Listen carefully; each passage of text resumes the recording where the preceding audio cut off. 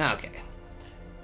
You know what okay, so this is just like the random thing. It's nothing to do with this game. But I played a little bit of Elden Ring last night, and I just kind of forgot how much I don't like the Ash of War system being tied to mana.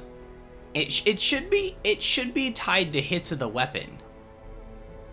It should be tied to hits of the weapon, because that's your, like, so you get to use the weapon's moveset, and then you get to use like a really powerful like attack. But instead, like, there are weapons you just spam that spell on over and over and over again. And if you're like on a hybrid build especially, right? You're using like some spells, and you're using, you know, your weapon, it has an Ash of War. But if your Ash of War is just really good, you just spam it through the whole game. I already complained about that before. I think it's a flaw of the game. But I just don't know why they didn't tie it to hits of the weapon. Like, you build up a special meter when you attack with your weapon, and then you get to use your special attack. And then mana is reserved for spells, and they're two completely different things. They feel different to play with and to use. It's kind of weird. You guys know I've used arcane builds before. And like the Mohgwyn Sacred Spear, I really like that one in terms of arcane weapons quite a bit. And use the Blood Boon Ritual. I have other spells, but like, I'd always use my mana, like 9 times, not always, but like 9 times out of 10 I'll use my mana for that, because it hits like so ridiculously hard. Right? That's like the go-to. But it's like, since it uses up mana, I have to choose either that or other attacks, and since it's so good, it's like, I would use it all the time, and I was like, why isn't it just tied to hits of the weapon? I don't know. Really stupid. It just has nothing to do with this game, obviously, but I kind of forgot that I even disliked that system. Alright. Let's get started, and we can talk about the game we're actually playing. So, hey everybody, it's Wild, and welcome back to Darkest Dungeon, also known as Unrelenting Yapping, yeah, or Unrelated Yapping, that too, both. How you doing, Red Slaps? Hope you're having a good day. It's a little cooler here, which is good. I'm feeling great once again, like 2 days in a row of feeling pretty good. A little stir crazy, I'd say, just a tad. We're going fishing tomorrow, so that's pretty normal. I just hope it's not as awful as last time, because it was so hot and the fish just weren't biting. Well, they were in the morning, but like once it hit like, I don't know, like 10:30, I think it's just because it was so freaking hot. They just stopped, and we didn't get anything. It's like the first day of fishing I can think of that we just got like completely snuffed. So hopefully that doesn't happen again. I have titled this episode, this is our 37th day playing. Day 37, the formless flesh. It actually has many forms, it just changes shape. And that's true. Like, I don't know why they call it formless. It, like, clearly has form, it just shape shifts. Like, a ghost is, like, maybe formless, maybe. Or, like, maybe like even ghosts can technically have a form, but it's just kind of, like, wavy or something. It's not corporeal, right? But even it technically has form, just not physical form. I don't know why they call it formless, since it technically has multiple forms. It's like the definition of having form, just many of them. So kind of a stupid name for a boss, but we're gonna do that. So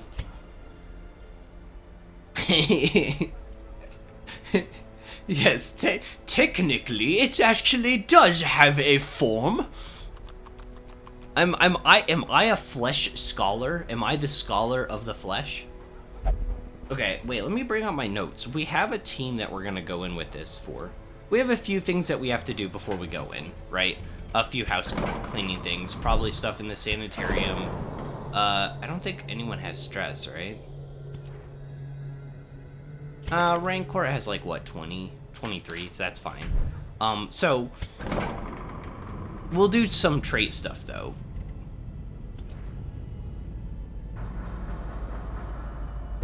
Oh, before I forget, we can also check the wagon for all the bad trinkets that we don't want. Wow, look at them, guys. Yeah, that's actually not terrible. But look at all these books that we don't want and stuff. All these trinkets. Wow, isn't that special? Okay, so now that we did that, But now that we did that, we're gonna go in, we're gonna maybe remove some cheap traits from our guys, and then we can go for the flesh, like just start hitting things, right? That's fine. It's kind of strange. We could get Warrens of Hope. Bloodthirsty. Wait, you're not one of the ones coming with us, right? I'm bringing Bonnell, Dismas, Courtney, and Jack. Oh, but you're already in therapy for something or other. Maybe it's to get rid of that, literally, right now. Who knows? Prefer dot teams on the flesh? Can't remember if it's how resistant it is to blight. I actually did think about a bleed build, though. You actually could do bleed with this team, though. We could also replace Courtney with somebody else who could do more bleed. But, like, Hound's Harry does do bleed, right? We thought about that, but, okay, if we did use Hound's Harry, like, just for the bleed in general, right? It's 1 point per round for 3 rounds. And then Dismas has the incision, open vein. And Bonnell has, if it bleeds, and has bleed out. So we could technically go for a full bleed build. Yeah, good way to, bypass the ever-changing prot.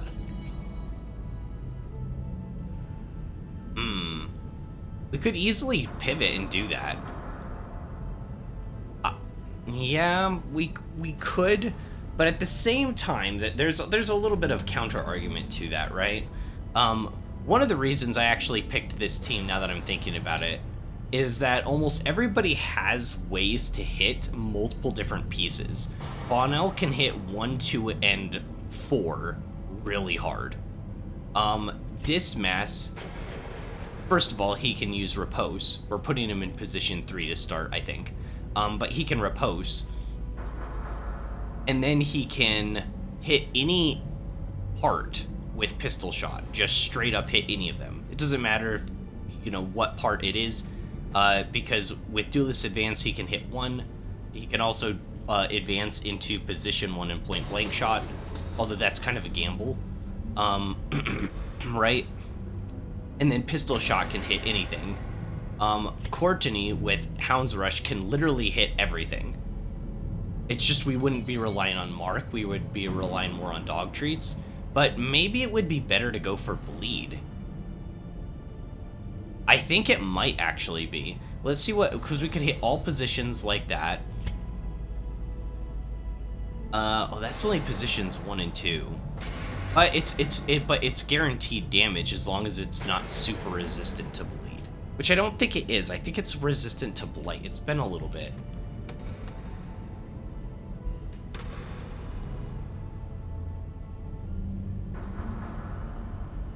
We don't really have to worry about stress in the fight too much, so we could easily take off Cry Havoc and put on Hound's Harry. Like, that's fine. And since Mark doesn't work super well on it, we could also take off Target Whistle and put on Lick Wound, so we'd have our self-heal.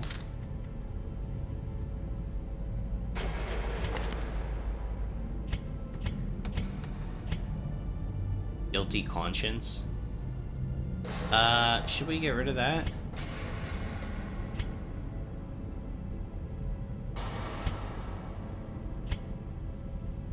Annoying, but...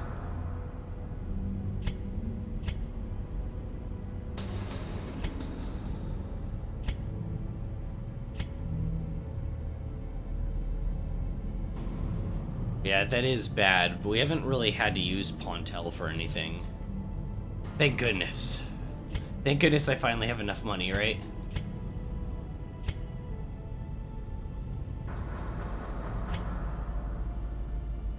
Okay, we'll get rid of that on Vernon.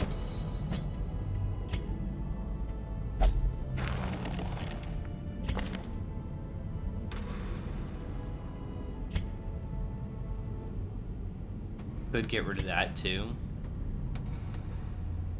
That's good. Wow, everybody is obsessed with cleanliness. Wow, you've got some bad ones. Okay, so Egomania is not great. Fear of Beasts is pretty bad. Warrens, also kind of bad. Well, we're not going to be in the Warrens all that much, though, anymore. So let's go for Fear of Beasts.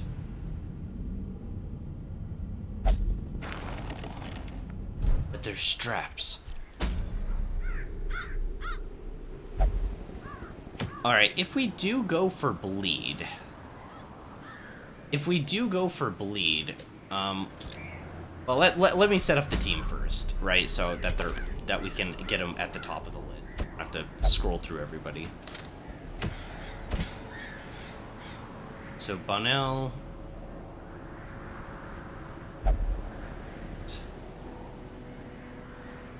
feel like I just missed him. Dismas, Courtney, Jeff.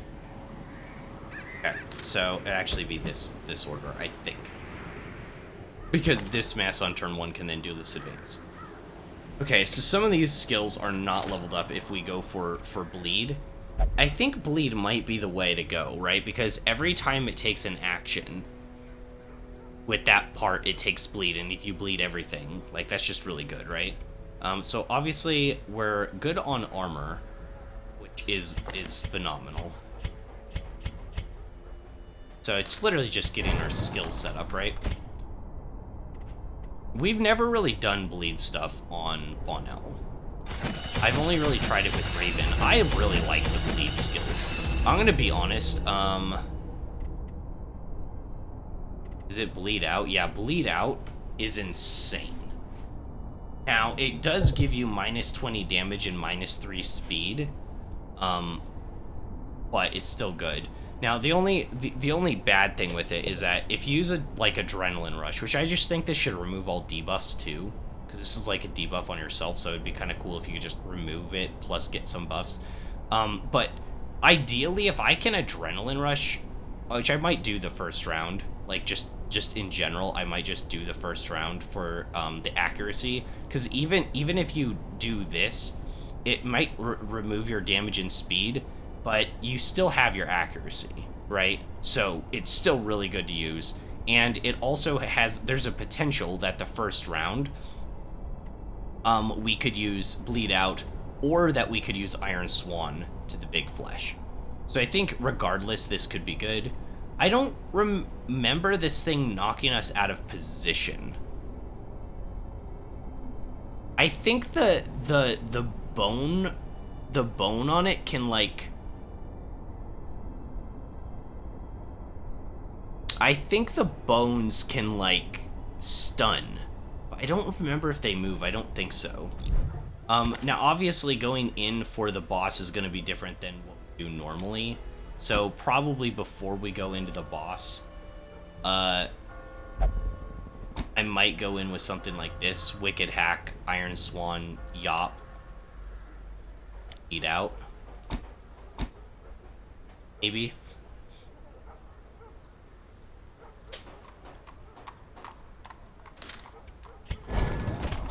Courtney.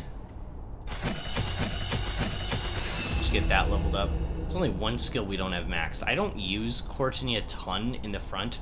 Actually, Wumps, if he goes before Dismas,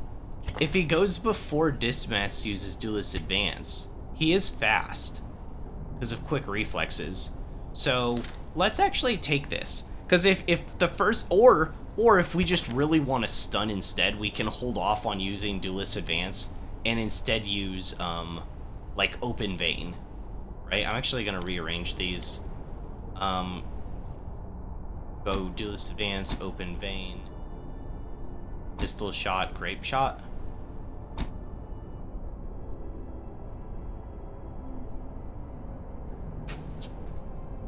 Grape Shot could be actually really good for the boss, right? Because it hits 3 targets, and they all get crit chance, potentially, on them. Maybe this is actually a really good skill for this fight.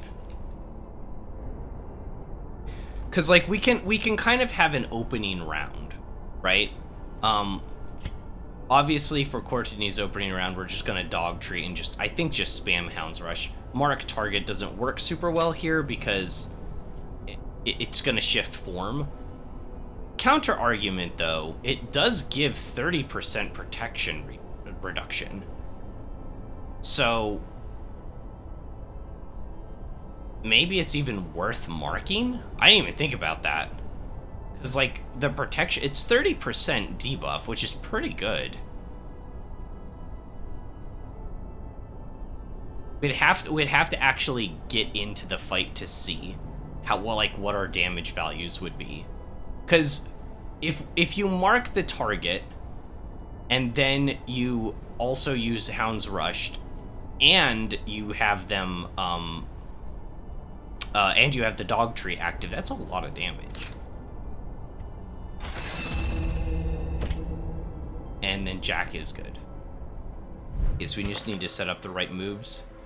We'll take guard off for now, which is really good. It's like that is a great skill. I can't believe how much, you know, value we get out of it.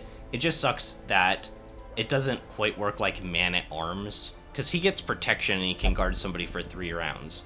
This one can guard anyone, and you get dodge instead of protection, but then it's only for 1 round, so you can't do anything, which kind of sucks.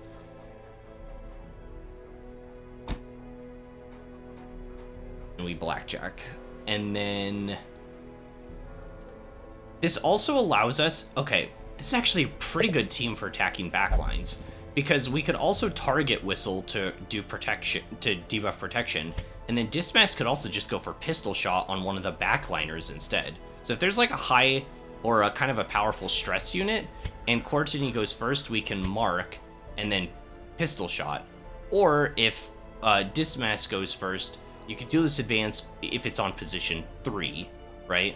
Or on 4, you could pistol shot on Courtney, set up Whistle, then maybe the next round goes around. It doesn't matter which one of these guys goes first. We have 2 different skills that do extra damage versus marked. So we're actually really strong on hitting the backline, especially with Bonnell having Iron Swan.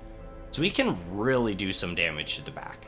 But it's not to say that the front's safe either, because then we have Blackjack for stun, Hound's Rush for the front line. Duelist Advance can hit anything. Open Vein can hit the front too. So like we actually have our bases really covered here, which kind of feels a little strange. Not strange, but all right. And then we have Jack back here. Let's see what skills we want to have on. Obviously, Weird Reconstruction. I'm probably going to put the item on him that makes him less likely to bleed, because this skill now does 3 points for 3 rounds. So you essentially do 9 damage to your ally over the course of 3 turns. You ever seen Kong Skull Island or any of the previous Godzilla and Kong movies? I have not. I haven't seen a Godzilla film in a while. Was it what was that? Oh gosh, Shin Godzilla? I never saw that one, which is like a crime, I know. I've seen parts of it. That's a lie. I just haven't sat down and watched the whole thing, but I have seen parts of it, and it was like crazy.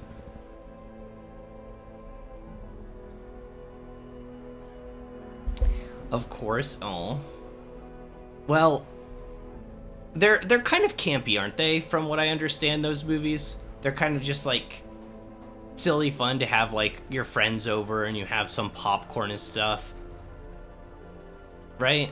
A lot of my friends are out of state now. Not all of them, but even if it's just like like one of them's out for school. Although I don't know, we wouldn't watch those kind of movies probably. Oh yeah, Godzilla -1. Oh yeah, I forgot about -1. That was 2 years ago? I need to see that.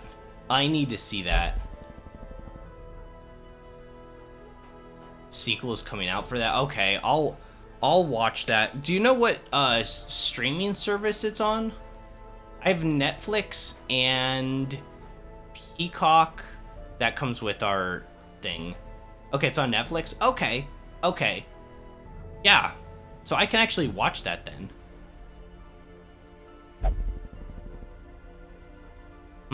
I wonder if I could coerce my family into watching it too.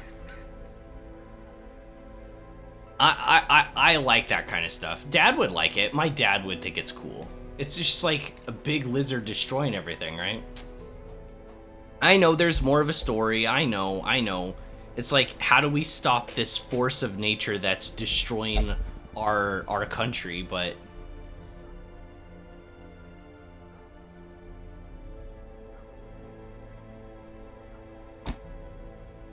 gonna ask if you've seen any of the movies because one of the actors passed away a few. Oh my gosh, that's horrible. No, I don't know any of it though. That's freaking awful though.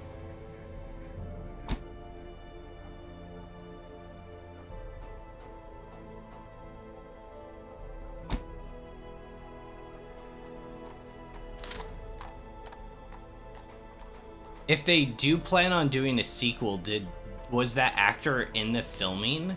Like, did they finish the movie? Because then it would be their last outing.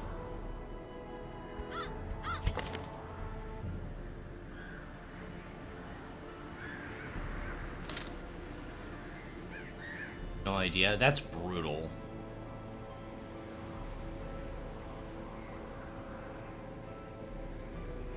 Yeah, it's really strange how much of an impact, like, sometimes somebody you never really knew, like, passing can have. Sometimes you even feel it when, like, actors that are part of, like, a big franchise just leave the project. It leaves a mark on the rest of it forever, you know?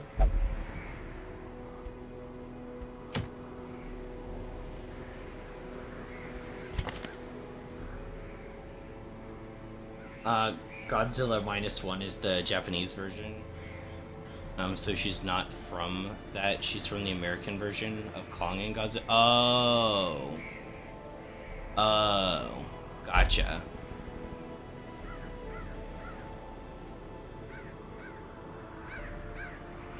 Still really kind of crappy. They've done 3 Kong Godzilla movies, right? I know they've at least done 2, but I think they just came out with a 3rd a little bit ago. I just haven't seen any of them. I kind of think of them as, like, once again, just kind of fun movies you'd have on, like, with some friends over and just kind of messing around and just having fun. That's my take on that, though. I almost want Rancourt to be in position 2 so we can sacrificial stab. So we do, but if I do this, then I don't have my second stun up front with the club. Is the Houndmaster going to be guarding? Not particularly, no. The plan isn't really to guard. The plan turn 1 is either to set up target Whistle or Blackjack if we go first. So we either get a stun or we target Mark. Dismas has an attack for marked targets, and if he goes first instead, he can duelist advance. And so he'll be shifting positions with Courtney. Courtney then can't use Blackjack, but we can still use Hound's Rush and mark targets. So that's kind of the idea there.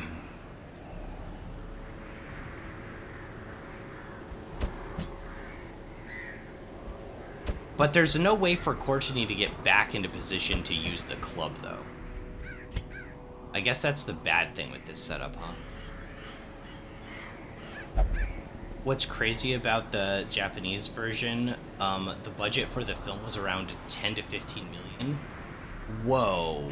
The Hollywood version was 200 million? Why do they keep doing that? Why does Hollywood make the films cost so much money? What are they doing? Wait, did they make that money back? I feel like that's so much.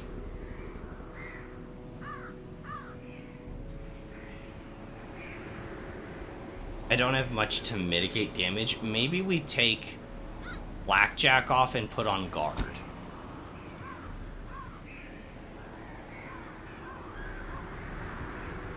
because they're stupid. I think it's probably one of you know, the video game industry does this all the time, dude. Like they do that. You like we both know. They always do that. They're like, "Okay, we're going to spend it was Ubisoft, right, that hasn't made back their budget of a game since, like, I wanted to make a video on this, to be honest. I want to rant, and this is like part of it. But they haven't like made back their money since like 2019, whenever Assassin's Creed Odyssey came out, and they keep making games and losing money. So much so that they'd like sell their IPs to Tencent. But I don't really even care about like those games really, and Ubisoft doesn't really play many of their games. But it's just the fact that it's just budgeting. If you know you're not going to sell that many copies, don't make the budget so high. It's not rocket science.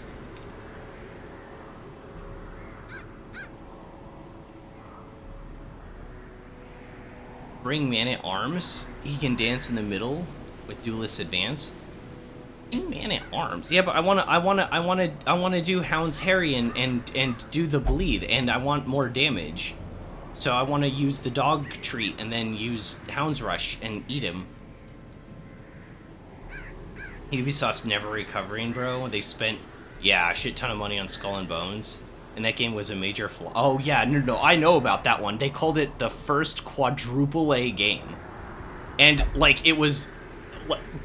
I've seen the comparisons to Black Flag. It's legitimately worse than a game that they came out or that they published and produced like 10 years prior. It's so bad.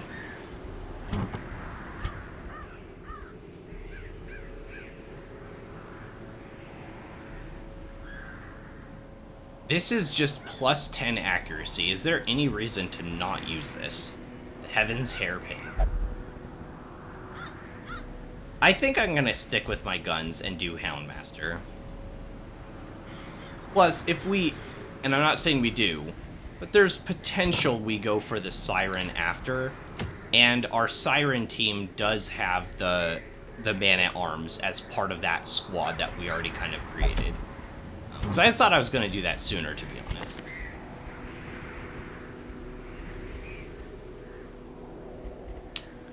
Let's sort. Actually, let's take everything off. I don't know if I did that last time.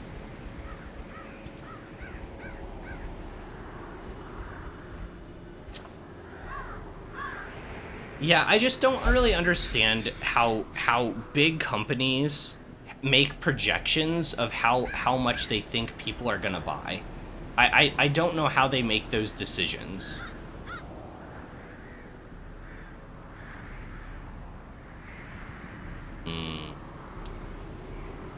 The Ethereal Crucible. Oh, we have Eldritch Slayer rings. Yeah, but it hurts dodge. It brings from 35. I go down to 27.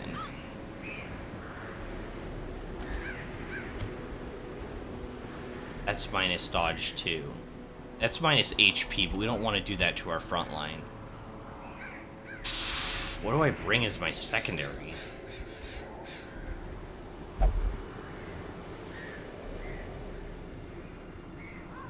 Need skill chance? Dodge? Like, do we dodge crystal?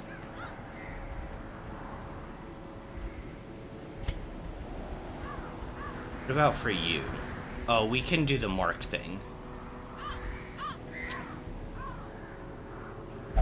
Yeah.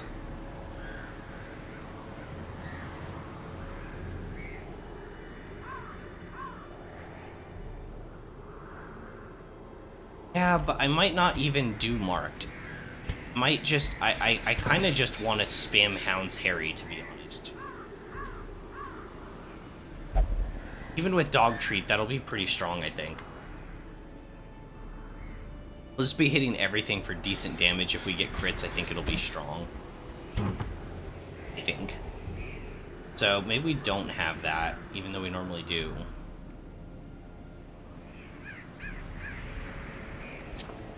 We could do this. This gives +5 dodge, and then this would be -8 dodge. So we'd get we'd be -2 dodge in general. Go from 30 down to 22. It's not great, but we do have the extra damage versus Eldritch. I really do want to have this ring sure on Dismas. That does hurt his dodge a bit. This would kill it. That would be almost too bad, right? And if only we had this ring, but it was stress instead. Howdy. Yo, Blue, how goes things? How's your day so far? You just missed a conversation we were all having, Red Slab, Sumiroku, and me, about people spending too much money on movies. They spend too much. Oh, also, like, an actor died that's in the Godzilla vs. Kong movies today. So that was pretty depressing. I haven't seen those movies, but it just kind of sucks. To lose people that are part of, like, a franchise, right? Like, I know what that's like. Even just somebody leaving can leave a hole in things, so...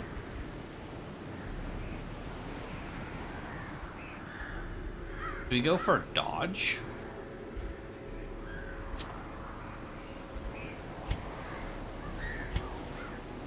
$22. We have 35 base. I almost feel like I should give you the legendary bracer. You don't want to lose HP. Nice title, lol. I know, right? It's so true, though. It's so true. I didn't mean to actually the game, but, like, I kind of couldn't help it either. I know. I got a little sassy with the game there. I've done that the last few streams. I don't know what to name them anymore, so I kind of just go with whatever hits my head first. Speaking of head, we're bringing Janai's head and then one of our crystals.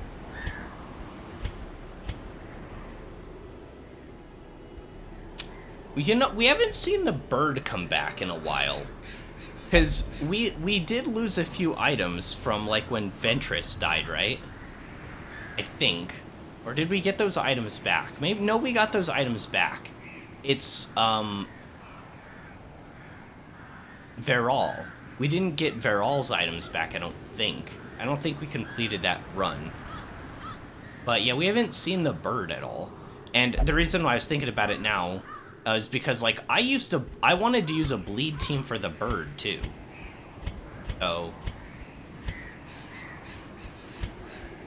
So out of all of our Eldritch Slayer rings, we only have 2 out of our 4 people wielding it.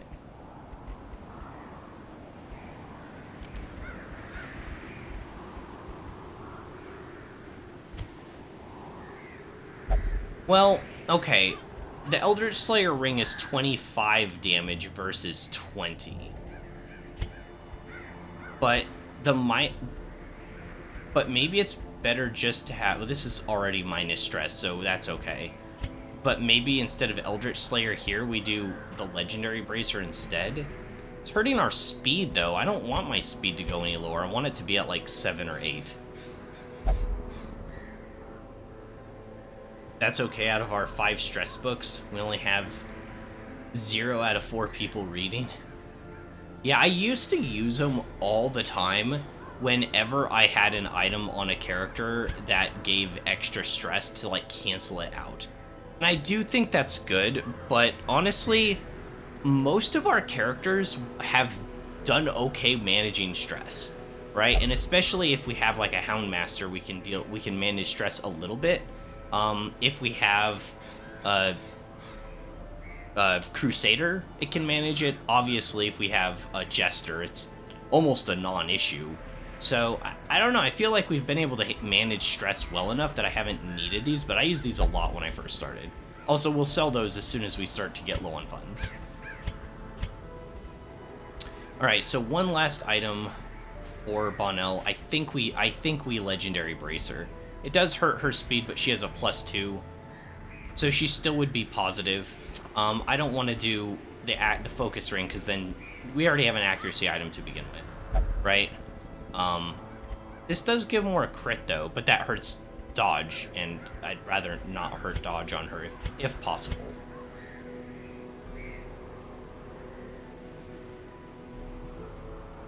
You have a fixation around returning to baseline. Subtracting dodge or stress, you must replace it. But the baselines don't mean anything.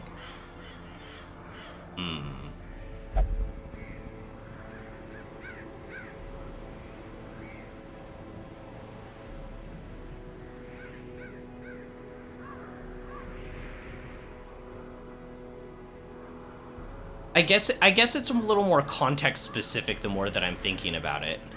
Because for stress, I know how much normal stress characters take generally. So something like Janai's head, I can kind of imagine, like I can sort of like think about what taking stress would be like if we took 20% more, right? With dodges, it's a little bit more difficult. For a few reasons, but the main reason is I don't even have that many low characters anymore. But low characters had much smaller values for dodges, and I could like internalize them easier. Now that we're like late game, 35 dodge is like it's a decent value, but it's not that crazy. 22 isn't great either, so it's kind of hard for me to conceptualize how much like the baseline actually is beneficial. It was easier early levels.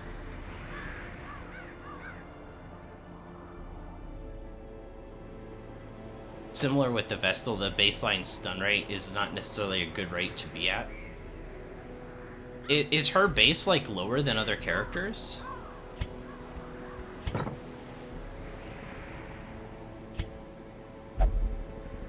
Oh wow, she's at 70% base.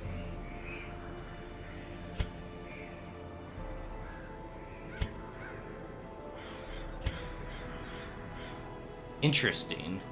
Oh, this is a lower level, where that's only level 4. Okay, so our level. So wait, what about Duval? Duval's 90. What matters is the stun rate compared to enemies, not compared to other heroes. True, but this is what I mean. It's a little bit. You are right.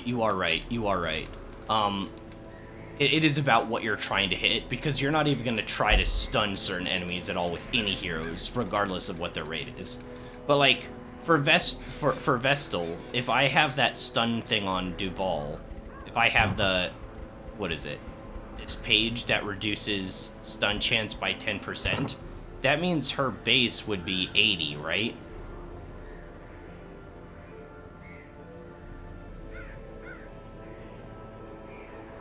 And so I don't know how that works, because Dazzling... Oh, this is resistances. It's move specific.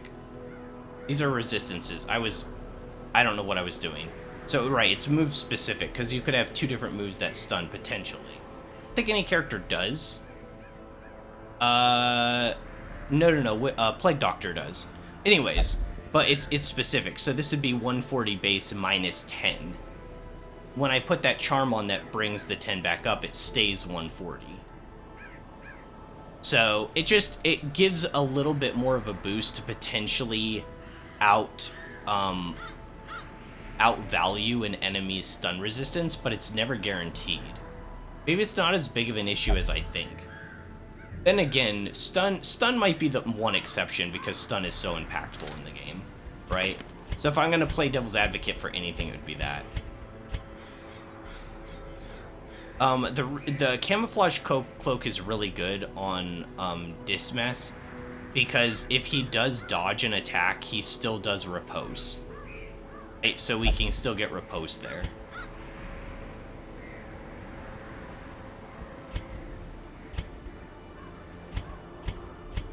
The only thing that I'm not set on 100%... Oh, we took it off. We took off the club. We took off Blackjack. Let's do this instead. We could even put on the stun here. And rearrange things. So we do stun. But I can only use that in position 2. Still useful even if I only do it once. What's your speed? 8? Potential you outspeed him. And then I want... Want weakening curse, and then we want the stab. Actually, we'll do target mark, and then stabs. The stab could be good against the flesh, and it can be used in position 3. So if this mass uses Duelist Advance and goes up 1, then we can then use Sacrificial Stab. And it does extra damage versus Eldritch, single target. Pretty good damage, if we're not healing or something, which we'll probably just be healing 90% of the time, but it still gives us a little bit of wiggle room, right?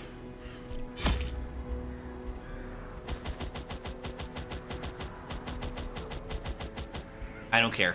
We're going into a boss fight. I want everybody to be tip-top shape by the time we get in.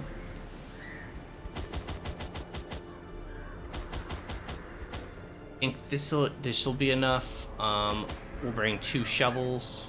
Hopefully we don't need either of them. You never know. That should be enough. 2 anti-venoms in case we're against this. So we might not even do this run. Remember the other day when I tried to do, like, the hag or something, and we were in the forest, and our second hit we got rabies and stuff? Flesh's butts do blight. Oh, do they? There's the heal units, there's the mouths, there's the spikes. I'm missing one? They're butts? They have butts? I'll bring 6. 4 or 3? Probably 3's enough. 3 keys. Does it debuff us at all? Does the flesh debuff at all? We could bring 4 holy waters and just dump it all over ourselves when we get there. I don't remember if it does.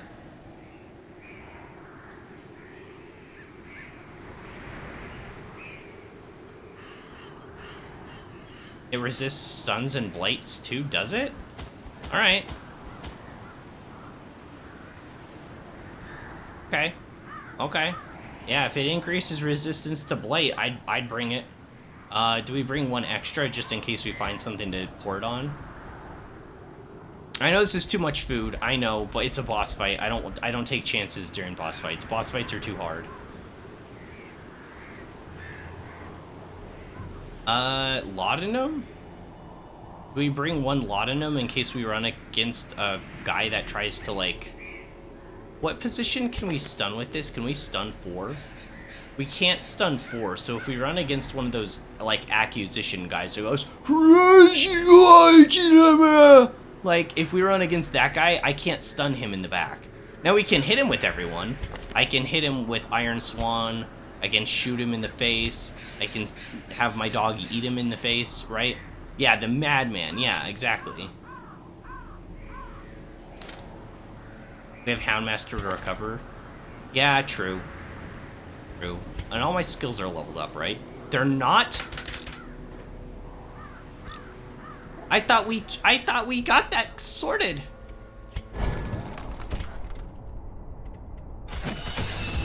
Good grief. Almost through.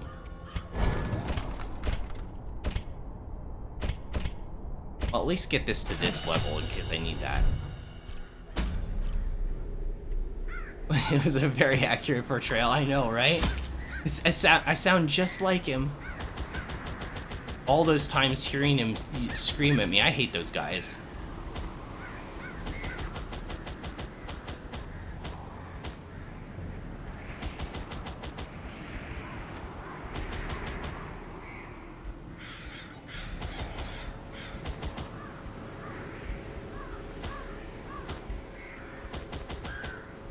Okay, it's a lot of money we spent.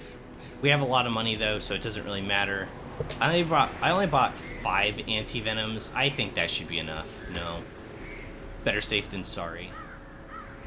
I'm gonna rearrange some stuff. I want my shovels up front. Hopefully we don't need it. No, I don't. I changed my mind.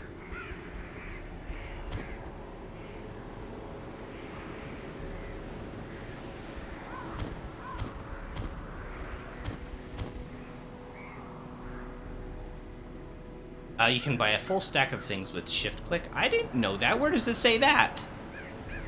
Okay, I'll try that next time if I can remember. What? Alright, I think we're good. We just need to remember to change this skill. How does Yop work against the flesh? Can you Yop and stun the front too? Is that a thing?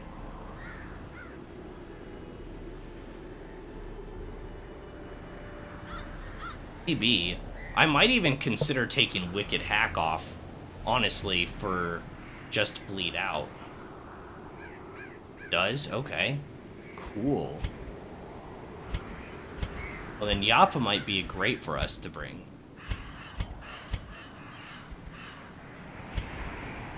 Alrighty, let's embark. The spasmodically squirming, braying, and snorting half-corpses were heaped each upon the other until at last I was rid of them. The warrens had become a landfill of snout and hoof, gristle and bone, a mountainous, twitching mass of misshapen flesh fusing itself together in the darkness. Why was it putting itself together? I don't get it. The thing is more terrible than I can describe. An incoherent jumble of organ, sinew, and bone. 1, 2, 3, 4. Uh-oh. 1, 2, 3, 4, 5. And also 1, 2, 3, 4, 5. 1, 4, 5. So we go just straight, and then we camp in this room, and it's either up or it's down. It's possessed by space demons from another dimension. Would you rather be organ, sinew, or bone? Bone's pretty tough. Sinew kind of sounds cool though, doesn't it? Look at this buff we've got, guys. Really? Right away? Right away? We just started. Wealth beyond measure. We just started. I hardly ever Awarded get those. to the brave and the foolhardy alike. We hardly ever get those. I just started, guys. Hello, fellows. Evening. Yo, Asukara, you're just in time. We just jumped into... you know me, I'm slow. I yap a lot. But we just jumped into our champion boss run. We're just in time. This gives a buff. Who wants the buff? Who wants the buff? Dismas? Yeah, this boss is gonna be fun. Do we give it to Dismas? I feel like he wants the buff. Bonel's pretty gross though, but she's gonna debuff herself. I think we give it to Dismas. Either that or Courtney. He's damage buffed up quite a bit. Maybe it should be Courtney, because we got the... But this is only until camp. And the Eldritch Slayer ring only helps against Eldritch. Right? Oh, you have the ring too. Okay, we'll give it to Courtney, I guess. Whatever.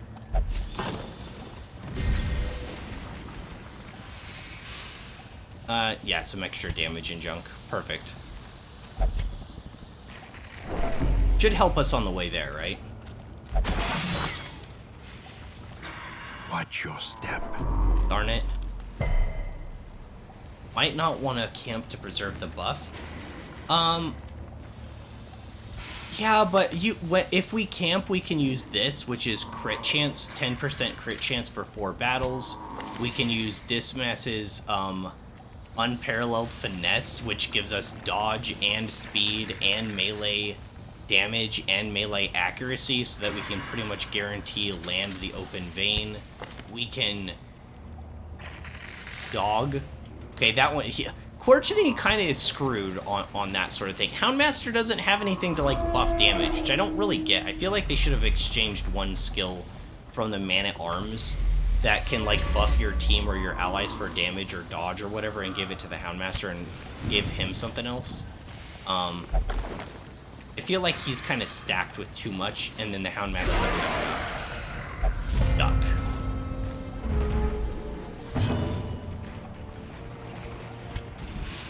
Alrighty. Target marked.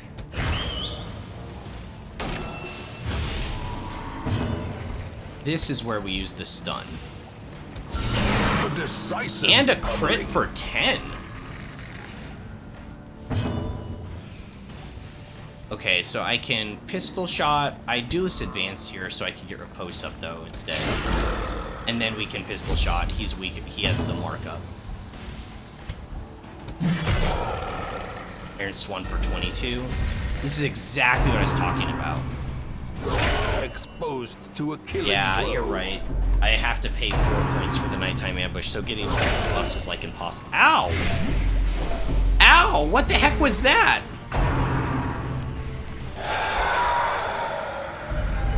Why are the worms hitting so hard? Okay, I need to turn the light on. Birthplace of dread. 50 critical attack. Huge. Monster crit. That was his damage buff coming through. How much are you taking? 3 for 4 rounds? I guess we anti-venom here. Quite a bit.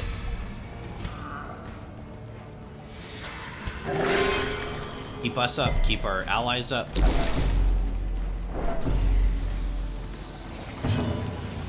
Yeah, probably same. Yop.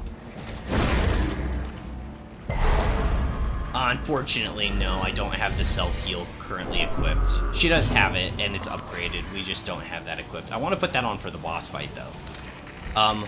That's why I thought maybe we actually lose Wicked Hack. I know that sounds weird, but we'd be able to hit position 4 still. We can stun positions 1 or 2, and we can bleed the crap out of 5, and then this would be able to remove our blight, self-heal. I would use this first because it's accuracy and damage buff. So if we did use this turn 1, we might even get lucky and have a bulbous flesh in the back that we can use Iron Swan on, or maybe it'll be in front and we can bleed it out. We have like a lot of options, so I'll definitely put this on for the boss fight.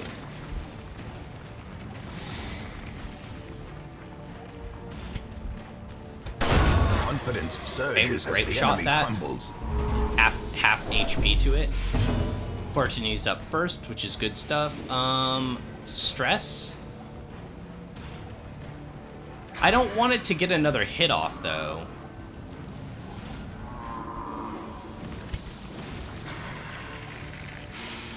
Do I guard an ally and then try to... Because I'd like to get a heal off.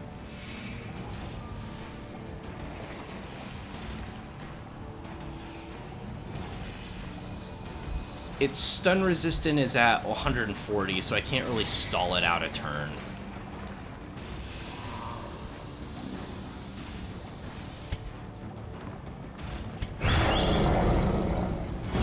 Gonna go for a guard.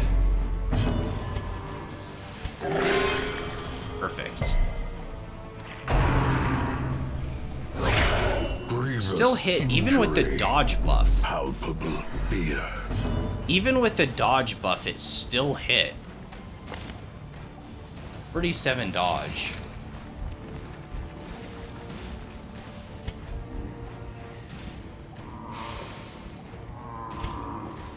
I can't really stall it. That almost halved our HP without the venom.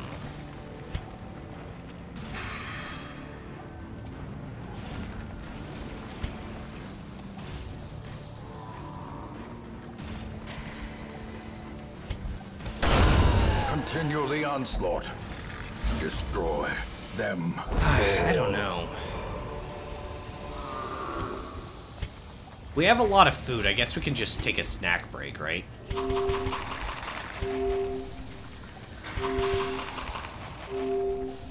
There we go. The dodge buff is like 25%. Dodge buff is like 25% damage resistance, not significant. Well, it doesn't negate damage, does it? It just gives you dodge. Yeah, it just gives you 20 dodge, but I mean, that's pretty good. Like, plus 20 dodge, even for a few rounds, is pretty good. We're not set up to do dodge spam, by the way. We have not set up to do the dodge spam playstyle, but I figured it was enough to dodge that little worm. I was wrong.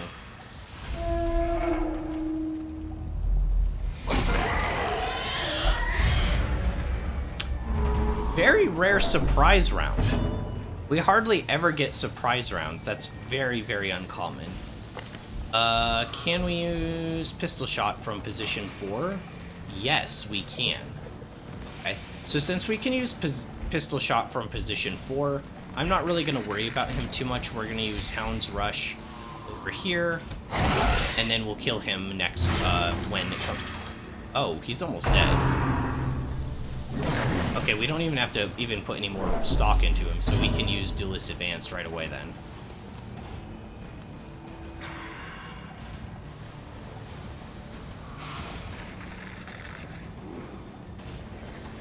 It was a bad gamble. It would have been better to stress heal. Yeah, but like devil's advocate for that attack was on Bonnell. So by Courtenay taking it, even though he didn't get the dodge, it didn't hit Bonnell, and at the time she was at like half HP. So it brought one of our guys that was at like full. I don't know. It worked out. We have enough food that we could just eat through it. But my main goal was to not have her be the target of a big hit. And technically we did avoid that. Because like if she was crit there, plus Venom, she could have been close to death's door, honestly. Right? Alright, target mark. We're going to mark... I guess... is this the anti-dodge one?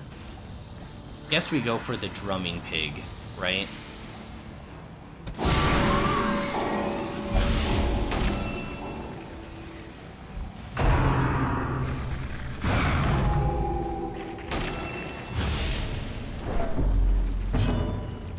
Okay, we yop.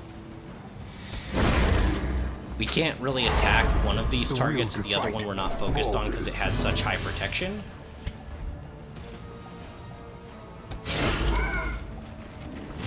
Okay, Duelist Advance for 14, a good hit.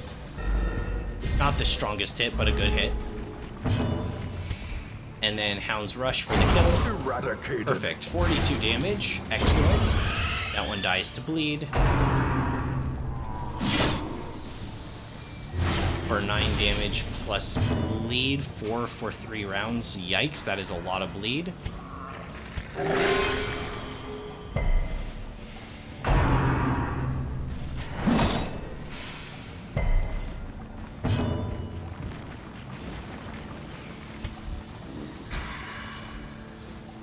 And hit the one in the back. I have to use Duelist Advance again. I think that's good. It'll put me into position 2. And we're taking a lot.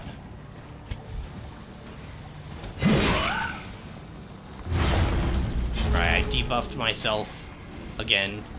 So we're at -6 speed for 2 rounds, minus 40 damage.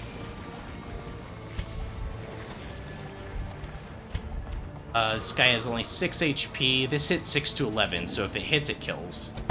Press this advantage. Give them no quarter. Right, we bandage. Stress heal. Kind of unlucky. Could have been worse. We didn't get to go first with Bonnell. I was hoping to go first with Bonnell because we could have yopped again. But her speed is so much lower now.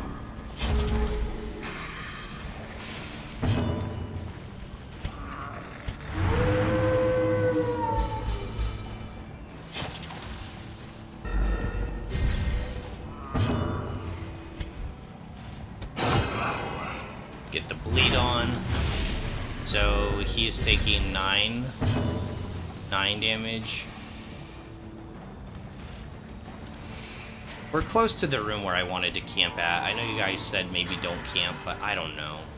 We do have this massive damage buff on Courtenay. 30% damage is pretty massive, because that's also stacking with Warren's Tactician, 15% damage, and Warrior of Light, and the damage versus Eldritch with the flesh, which the flesh is, and the 15% damage if the torch is up. And that's all stacking with it, so that is a lot. And dog tree, you're right, and dog tree. So we should try to not... We should definitely try to not camp, but it just, I don't know.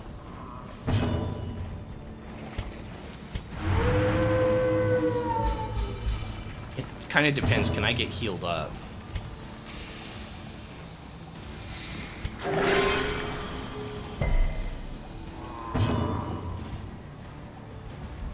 He's dead no matter what, so we could just crit fish here, I guess. Right? I have a little bit of stress. Maybe I get a crit. Their formation is broken. Maintain the offensive. We'll come... Ooh, scouting?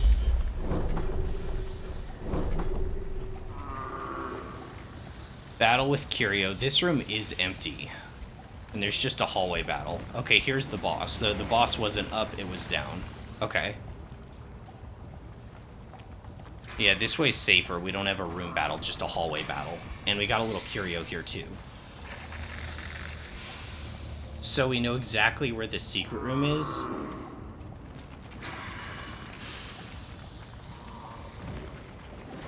I don't. Couldn't the secret room be anywhere around here? Oh, no, this is scouted. This is scouted, so it has to be down here, literally. Okay, I see. Interesting. So we should try to camp maybe in one of these rooms down here after the boss fight. Well, we could even... No, we couldn't do that. We'll see. We cleared this out, right? We cleared this out, so what we could do... Let's say we're in bad shape after the boss fight. We could go back up here, go in here, camp, go down here, do this boss fight, or sorry, this enemy fight, and then go into here and get the scout chance. I think that's the play.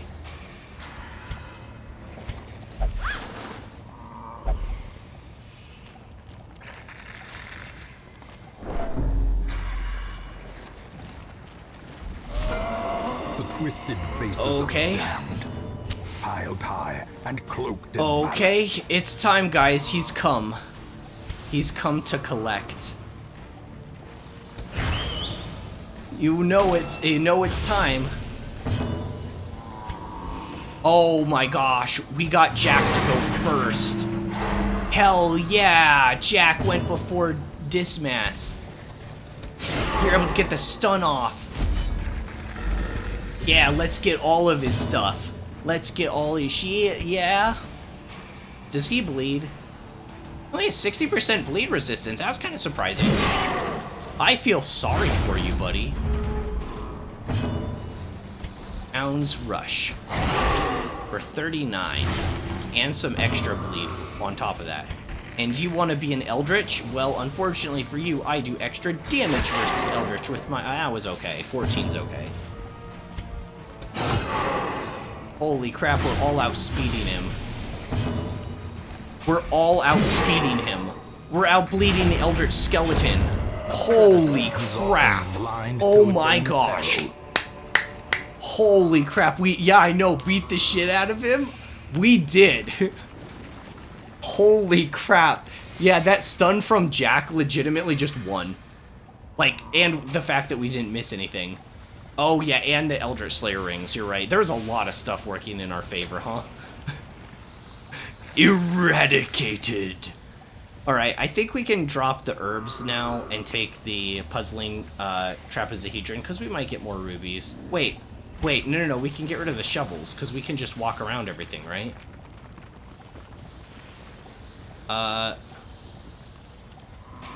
Yeah, I'm gonna come back in here, probably, at some point.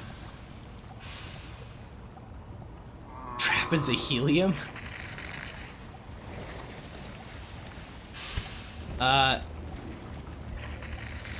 You want me to eat the food? Oh, well, we could eat 4 here. We could eat 4 here. Yeah, let's toss the rest of the food. It's a free stack of 4, though. We have enough. We have enough. We have enough. We can keep the medicinal herbs for some random debuff or something stupid that hits us, right?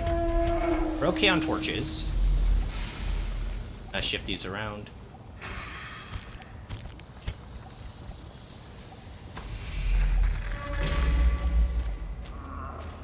Books that we're ignoring. As the light I didn't try to spirits are lifted, step on that. and purpose is made clear. Gosh darn it. I was like looking up at my torch and then I was holding forward. Alright, so we'll heal back up. Remember to pop holy water? Oh yeah. We need to pop holy water. I think I'm taking Wicked Hack off.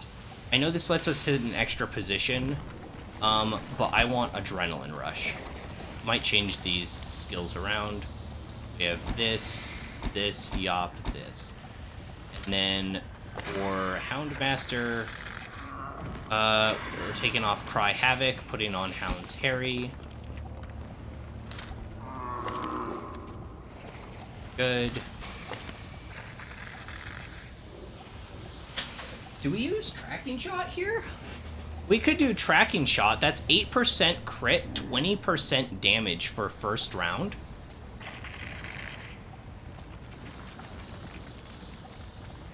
I think if it bleeds is better than bleed out long fights. We don't want to debuff ourselves. Wait, does that one not debuff you? Oh, you're right.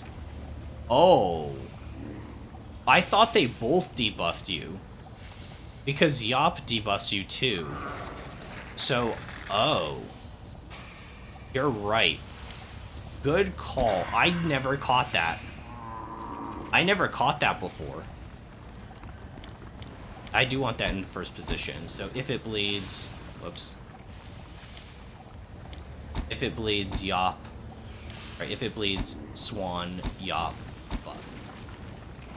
Bruh? No, I just never saw that before. I thought it debuffed her, because, like, all of her skills debuff her. And to be fair, we only started using Bleed Hellion recently. I literally had to upgrade both these skills, because I've never used Bleed on Bonnell. I've only used it on Raven, and only recently. Hound's Harry? Hound's Harry is gonna be so OP here.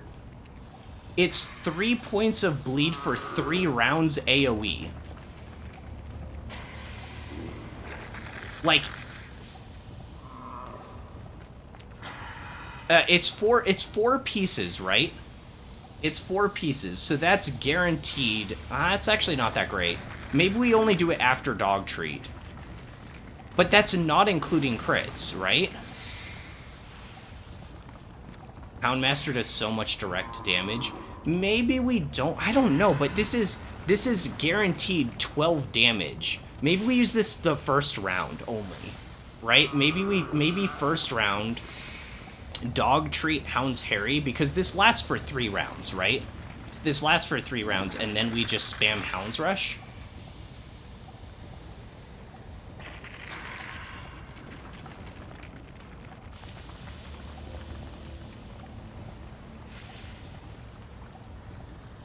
I don't know. We did hit for 50, though. We did hit for 50 with Hound's Rush before.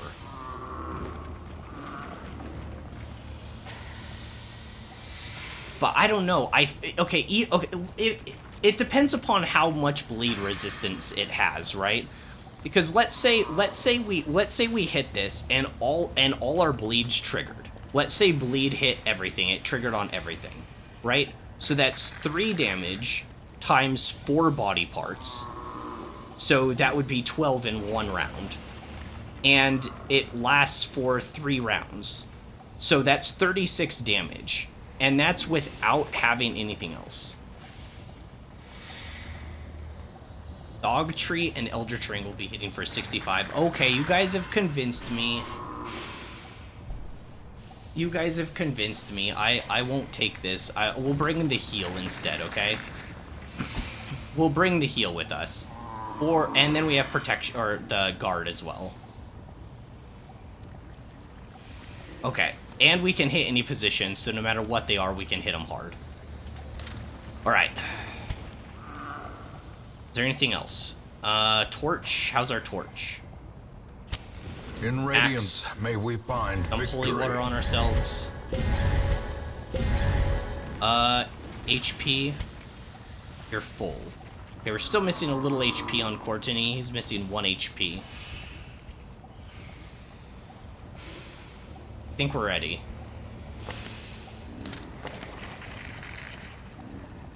Oh, I did want to use Tracking Shot. But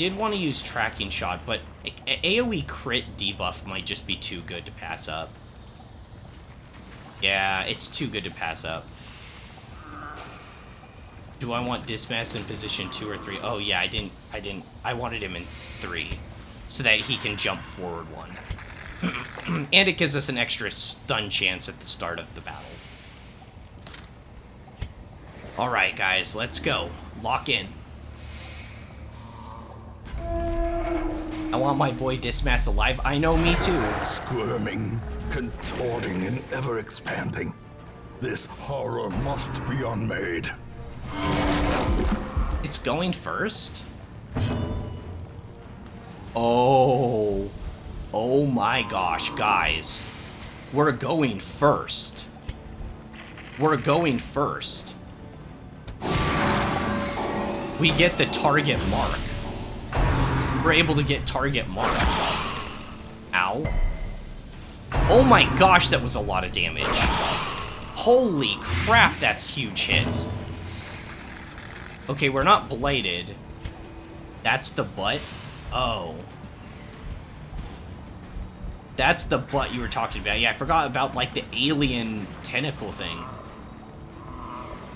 Alright, so we're going for big damage here. That, like, halved our HP, though, guys.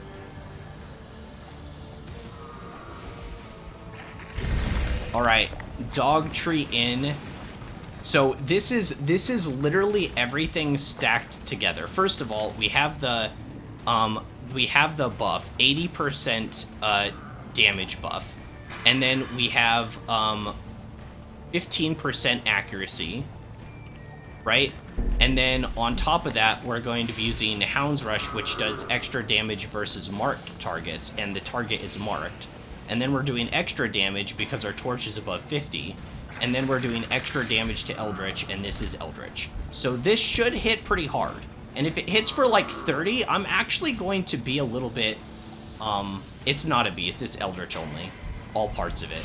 I know that makes no sense, but that's just the way we found out from last time, strangely.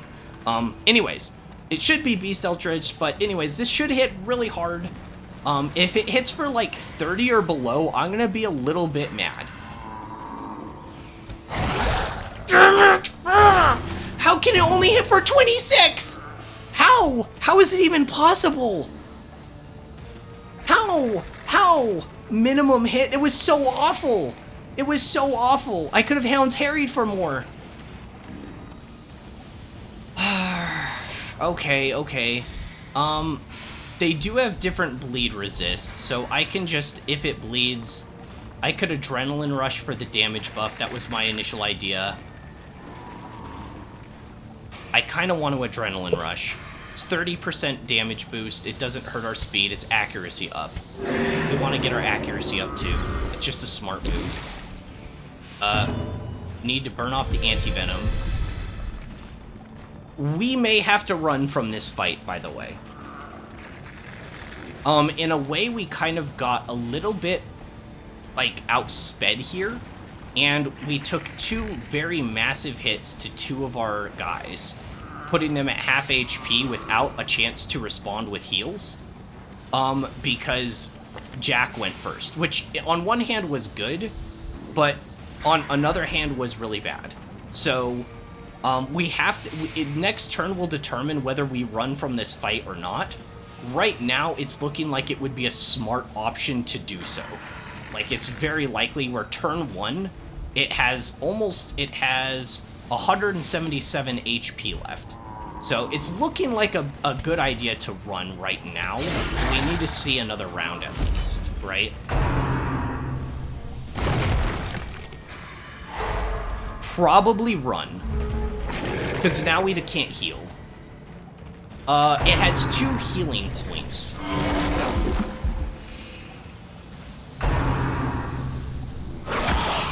Yeah, we probably run from this fight, right? The only good thing is that the flesh is up front, but we literally can't heal, and we've got 3 units at half now.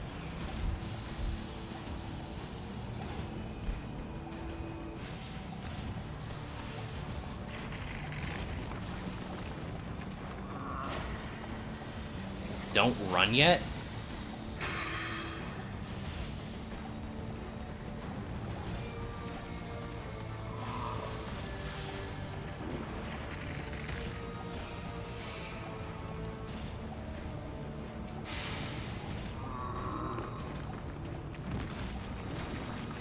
If you start guarding with Houndmaster, you can make 2 units untouchable after it stacks a couple times.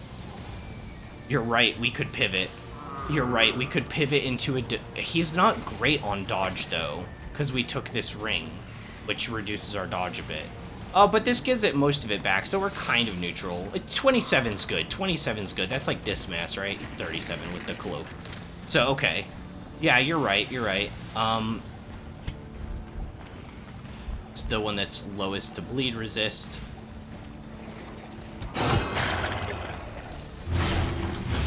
We can yop on 2 units. Let's make sure our healer stays up, so we're gonna guard.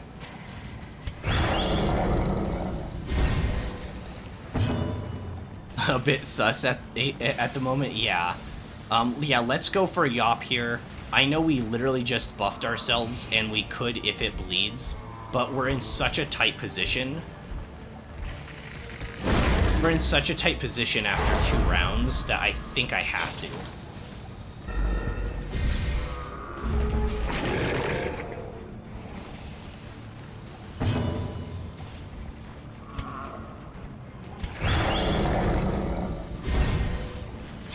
I checked their resistances. These have 90 stun. The bone was the other one. It was the bone in this one, so this one has 50 and this one has 90. We can still open Vein on the same target. Excellent. 6 for 3, and that's 4 for 3.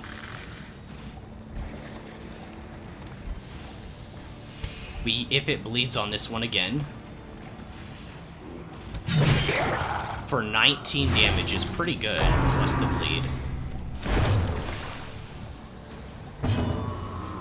Okay. We keep ourselves up, we keep the team up, right?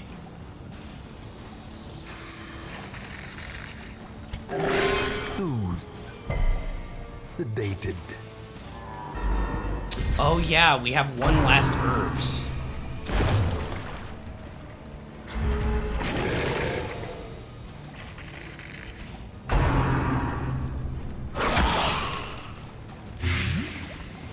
That's rough. And 1 doggy treat. Yeah, we have 1. Actually, our turn is up on dog treats, right? Yeah, but we can't do anything with it. I can't attack. Now we guard Dismas this turn. I almost feel like I need to lick wounds. I don't think I can guard him. I'm gonna get myself killed.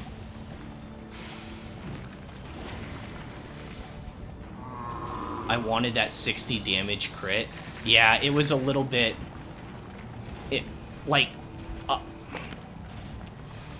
I get the logic in not using Hound's Harry, but, like, it definitely was a mistake not using that turn 1 and bringing that along, probably. Because we would have, at minimum, if we got bleed on... And everything's pretty not resistant to bleed. This is only a 7%, 40, 40, 60, right? So... If we would have done that, we would have at least done a minimum of 30, and that's just a hitting once. Now, if we hit for 60, that would have been great. Right now, I think we just have to self-heal. Because Dismas is low too.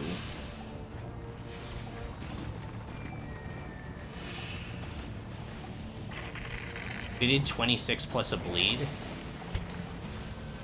It would have been about the same. Well, that's not accounting for the damage it does directly. That was just the bleed.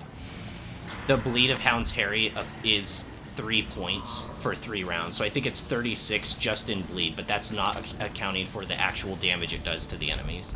Which isn't that much, I'm sure, but... Anyways, I'm gonna heal here. I just think it's too risky not to.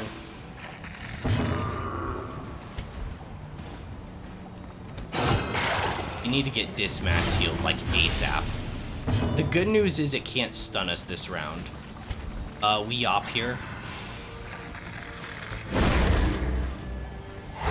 And then we'll use our herbs, our last herbs on her probably next round to use if it bleeds.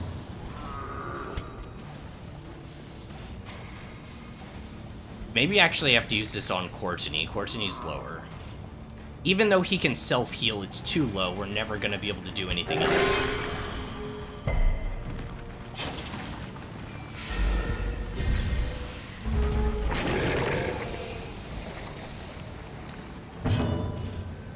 I think this self-debuff can be cleansed.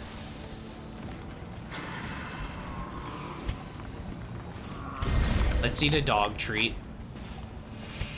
Let's go for a dog treat. It has 8 for 2 and 8 for 2. I think we actually go for a hit here.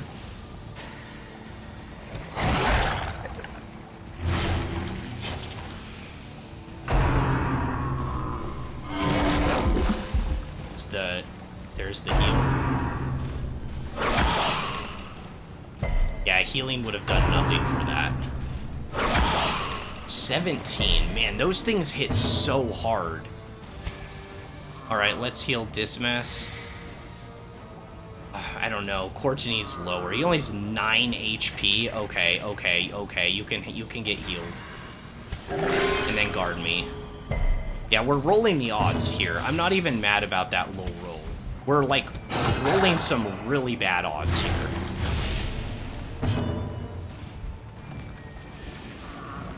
No, you can't use medicinal herbs. I think we go for a Yop again, though, and hope we get other units stunned for next round. That one was the one that had resistance. It still was, that's still decent. Oh my gosh.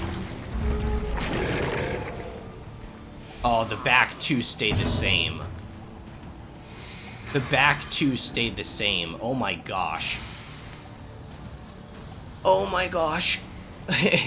Baby, yeah, it must be special. Good to know it's been like 5 years. Yeah, this game is getting a new DLC apparently.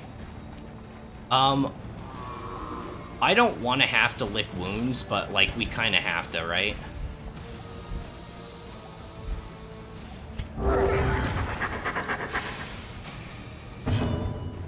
And we have to do this on Dismas. He's gonna be at death's door if we don't. Gosh. Alright, bandage. Slice. Huge. Huge. Undulating invasion for 14.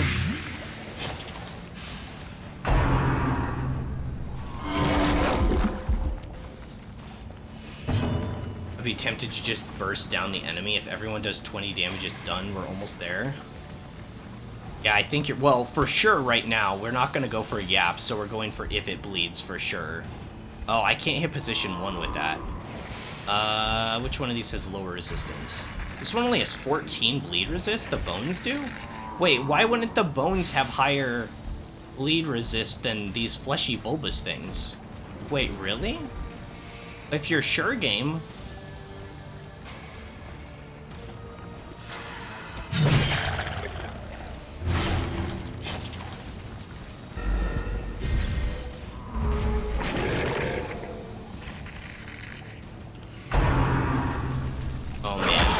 Okay, for 11, death's door. The true test.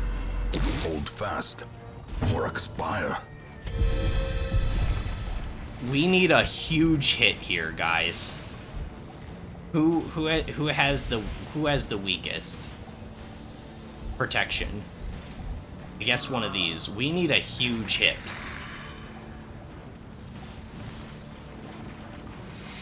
Did I use the dog treat already? Yeah, we dog treated up. Hound's Rush. All of our buffs are up. If we hit for like 30, 36, it could be over. A devastating blow. Crit for 27 and bleed. Alright. Death is patient. That was close. It will wait. Death's Door. Dodge. We got a dodge. It's over. We got the kill. Because the bleed will kill him. Right?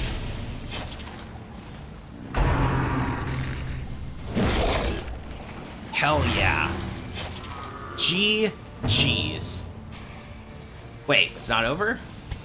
Okay, I can hit for the kill too. That works. Its destruction is a small consolation. Oh my gosh, that was insanely cool. Implications of its terrible existence. Holy crap, guys, we got kind of unlucky too. We had some massive hits. We got no insane hits off of Courtney with like good crit rate, huge damage, nothing. We hit for 50 earlier in the dungeon. Where was that? Now we camp. Yeah, the idea was to camp over in this room, but we're gonna do it in this one instead. We're gonna take some food now, though. Wait, I see if the hallways get battles repopulated, right? That last crit was good, though. Yes. Yes. You are correct. It was very fortunate that we hit that hard. I think it had enough bleed to die pretty much anyways, but it was... It did end it. Tough, though. Jeez. So that this hallway didn't repopulate. Oh, we're still bleeding.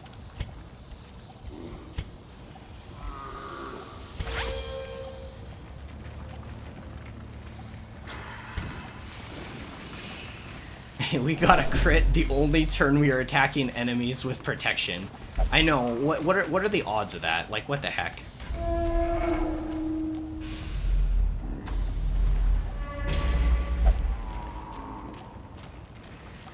Oh my gosh, that could have been really bad. We also could have had a heal on Jack for like 0 when we needed it, and that would have been really bad. I told you to break protection, but no. Yeah, no, Jack definitely did his job. I mean, even the first round, being able to get target mark on a flesh, if we would have hit for like 50 damage, it would have felt so satisfying. Secrets and wonders can be found in the most tenebrous corners of this place. Oh, let's, I can open this and then not interact with these items and then can't... Oh, we don't want those items anyways. Oh, I thought I could have one of these menus open and then camp. I thought I could do that. Lucky the occultist didn't get bladed when on death's door. That too. That could have easily just killed me. We've had that happen a couple times actually. All right, well I don't want that anyway, so.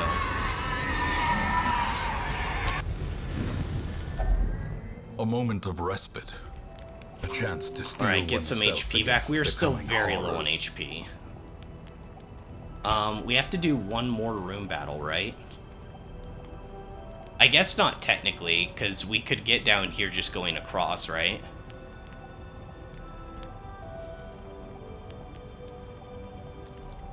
We could go down here and get curios if you want to. Oh, maybe you can only do it when the loot screen is up after battles? Yeah, I don't know. Alright, so... Hound's Watch versus... Bandit's Sense. Oh, this is the one that's the same, so it doesn't really matter.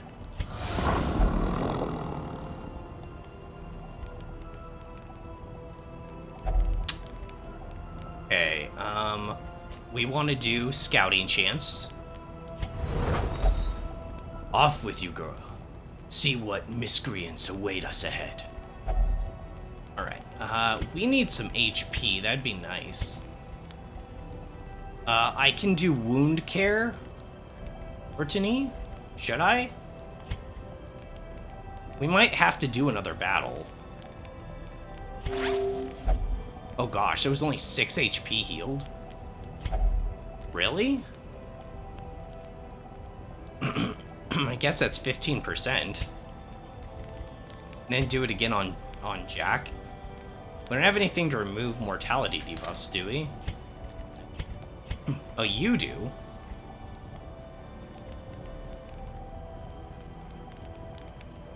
Oh, it's one companion.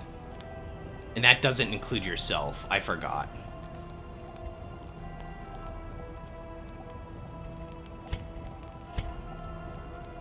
Just do wound care. Alright. The way is lit. The path is clear. We require only the strength to follow it. Since we do have somebody at Death's Door, I'd really rather not try to get into any more combat. So I'd rather... We can eat again? But we just ate. Will it let me? Oh. Okay, you're right. I'm kind of surprised it would let me do that. Huh. Okay. Because usually your characters get full. I would assume after camping they're just full.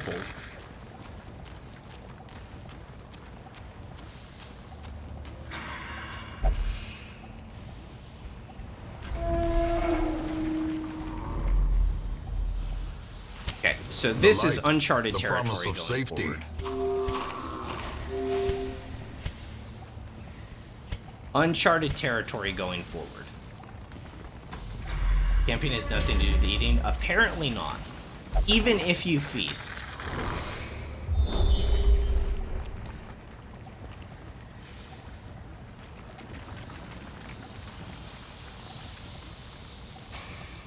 So... Does that ruin it? I didn't even see that. I didn't even see that on the map when I was looking at the map. I didn't even see that. What the heck? Was I like on top of it? Was the torch icon covering it? I didn't even see it. Hunger checks work like invisible traps, generated when you start the dungeon. Oh, and may reappear when you enter hallways. Well, I mean, that makes sense from a coding perspective, right? Okay, no secret room. I don't think we really need to continue doing anything, guys. Like, we can go see what some of these curios are if you really want to. We can still get a scout ping if we go right. Can we? How? Because this is the only tile we don't have discovered, right?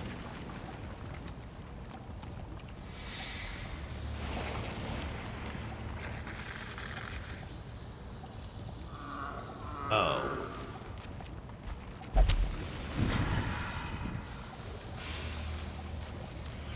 Okay, we have to do this fight.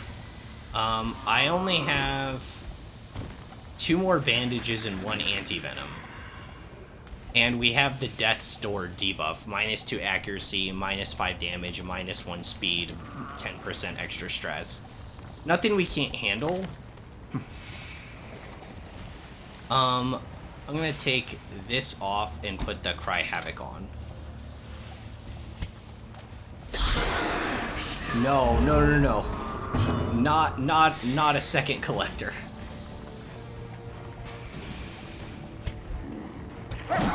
Ah, dodged. Okay, on Dismas, he had 0 stress. 20, just like that. This is a human enemy. We didn't put target mark on. We're gonna use Duelist Advance so we can get Repose up. 22 damage is also really insane.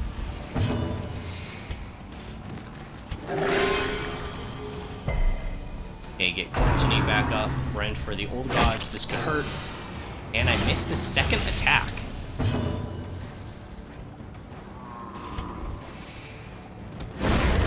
Yup.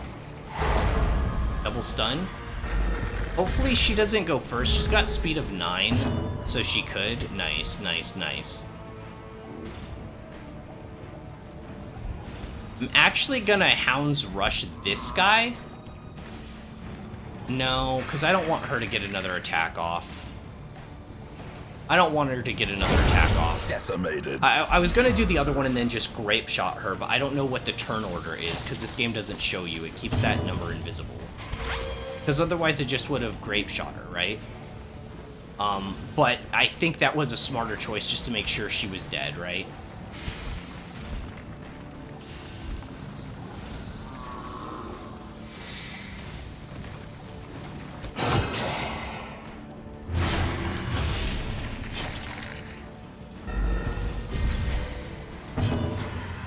Okay, now we heal Dismas for 25. He's back at full. Obliterated. Since you keep yapping about it, let's talk turn order. Yeah, how does turn order work? I don't get it. It seems to be completely random, and I can't see like who it is. I know it's speed plus 1d8. That's what I've been told. So it's speed plus a 1d8, so you can kind of guess who's gonna go first. But since you really don't quite know. Annihilated. For justice. Ghoulish horrors. Brought low and driven into the mud. Oh, there is a Shambler. Did you guys see this before? We're definitely not doing that. But did you guys see that? I have the most civilized yapping. Right, so we're going into this room. Guys, are we pushing it? I only have 5 torches left. We still have Death's Door debuff. What happens if this is a tough enemy? And then I have to run and send everybody to therapy and spend all this gold that we got.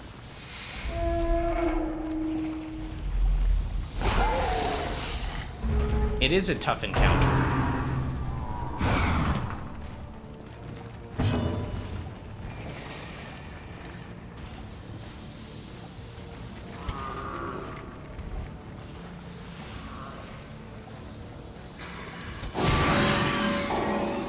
Target marked to go before us. Okay, that's okay. We're okay on stress. Hound's Rush for the kill, maybe? Destroyed. 57! Let us finish the hunt. At the beginning of the round, the game does a dice roll, right? The 1d8 to determine turn order. And speed of a unit gets added on top. A higher chance of being faster, right? Yeah. Yeah. That's what we thought. We kind of knew about that. Impressive. Where was that against the boss? I know exactly. We got low rolls. That happens sometimes. We get unlucky. We still came out on top.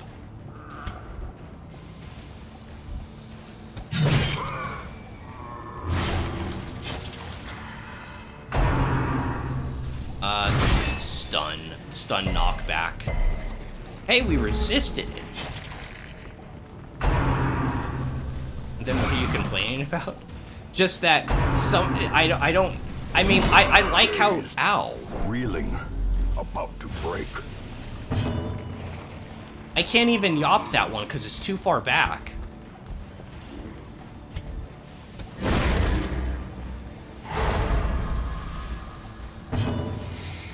You want it to be like Darkest Dungeon 2? I haven't played that game, but where the next 4 actions shown on top like a big baby. Well, that's kind of what I'm used to from Octopath, because Octopath had that. It makes you kind of make like bad decisions, even though...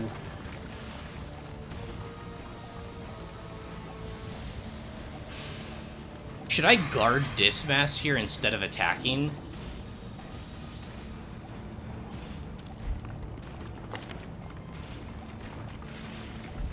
See, this is kind of a good example, right? Because this thing has a speed of 7, right? We had speed of 11. We're pretty fast. Dismas has a speed of 9. This enemy here could roll higher speed roll than Dismas. No, Occultist will just heal. Oh, he's taking his turn this round. You're right. You're right. Okay, so what I was saying was more hypothetical. If this guy hadn't attacked yet, but he already did, that was the 20 hit on Dismas this round.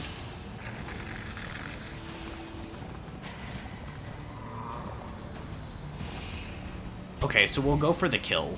Because we can get a kill in 2 hits here.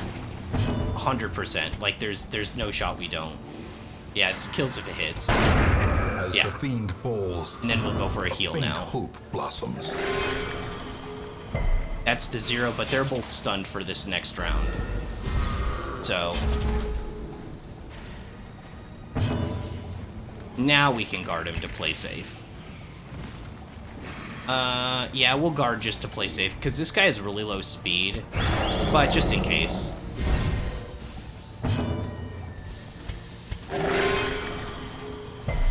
That's okay. It doesn't really matter, it's just the boar now. He does have the ball and chain stun thing, which is kind of annoying.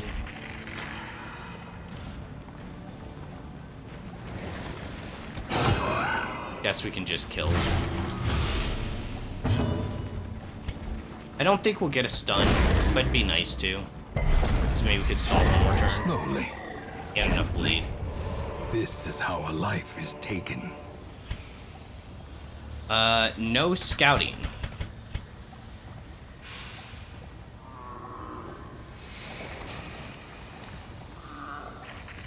Yeah, we do. We're currently running this item called Cleansing Crystal, which gives resistance to bleed, blight, and debuff, and also makes our bleed, blight, and debuff chance lower. So this is the good stone you can touch. Okay, Dismas has the most stress, so... okay, that's the one that gives you the buff. Rip secret room. Yeah. So now we can't get a secret room, right? Unless we go up maybe in here or something. We don't have the check mark on it. Let's go up there and see.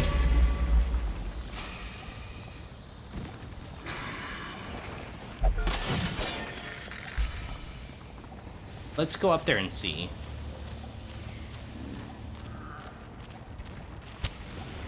No. Yeah, but I haven't been to this room yet.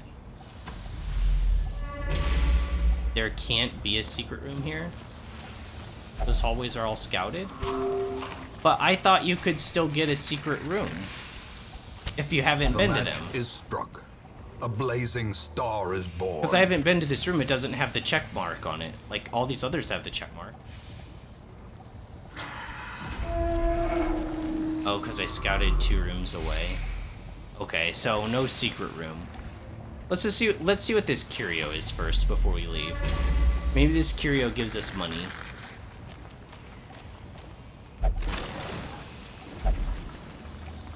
Better than a trap. Alright, we did it. We beat the last champion boss in the Warrens. Heck yeah, formless flesh down. And from it, we got the flesh's heart.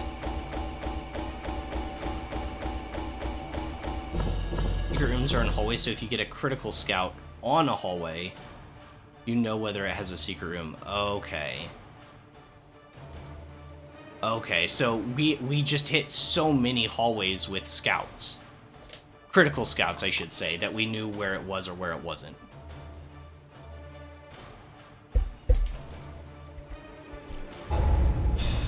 Alright, let's see what we came out with. Bonnell became a skilled gambler. Isn't that nice? Jack got a disease. Dismas is fine. Courtney got a disease and became a beast slayer? Whoa. Wow.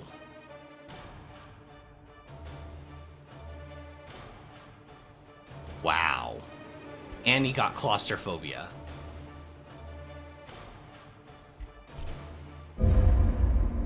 Beast Slayer's so awesome. Let me share with you. I always wanted that. We never got I that. have come to know. Very good quirk and very bad quirk. Way to go. Wait. Did anything happen in town that I want to know about? Got quirk removed, disease removed. Okay, that's good. So Courtney has like multiple things locked in, right? We already have 3. Warrior of Light, Warren's Tactician. So I can get oh my gosh, are you kidding me? It takes 6,000 gold just to get rid of Warren's Tactician. You've gotta be joking me. You've gotta be yanking on the chain that I have. Are you kidding? We're rich? Yeah, I suppose we could do it to get Beast Slayer. Because, like, there's probably at least going to be one boss in this game that's a beast, right? And we can use it. I don't know how often we're going to be using Courtney now, though. At least get claustrophobia off. Let's do that instead. Let's not worry about... I'm gonna close this menu and then go back in so I don't make a mistake.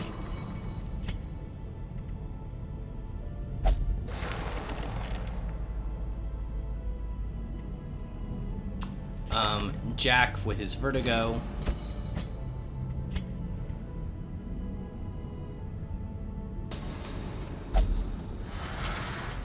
Courtney will not go on a mission before the darkest dungeon that has the beast. Well, then we have to commit to that, right? Like, I haven't been using Audrey on purpose, for the same reasons you guys have been saying. Like, I'm not using Audrey because, she has the Eldritch Hater, right? So extra damage and less stress. She never has had a negative quirk, and she's faded. It's like, she's so cool, right? But, so I've been saving her to do the Darkest Dungeon, but we're doing the bosses first, so she's it's like we just are down a person, which I'm okay with. We'll do more quirk stuff, I just want to see, because Cove would be the next run, potentially, over the Hag. The Hag has a better item. My torch is never that low. I don't do low torch stuff. You guys do. You guys are like, I love when the torch is low. But I'm like, I don't know. I don't really like it. I do know. I don't like it. Audrey, perfect girl. Kind of. She's kind of a perfectionist. You can almost see it, right? She misses a shot once, and then when she gets back to the Hamlet, she's like practicing aim over and over and over again. I usually play torchies, never torch less. I know, I like that. How do you know my voice sounds like that? I'm psychic. I have a way. Right. I do like this item more. I actually don't have a Hag team set up. We do have one for the Beguiling Siren. Should we just do the Siren and get it over with? But I'm never going to use this item, am I?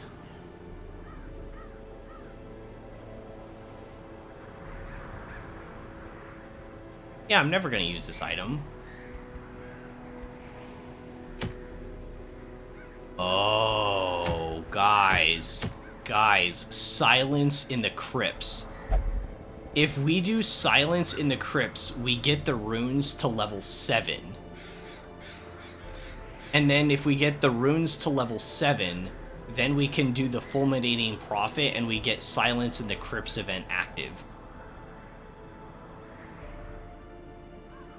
That's pretty big. I think we should do that. So let's pivot and maybe head to the Fulminating Prophet. I think so. Okay, so last time that we did the Fulminating Prophet, we did do the dodge spam Houndmaster guard, and it worked really well. I don't know if we were just lucky. I don't know if it's because I stacked so many dodge buffs, but it seemed to work really well. We would be using our other Houndmaster, Talk Live, for that, for dodge spam. Courtney is also in therapy and is more damaging.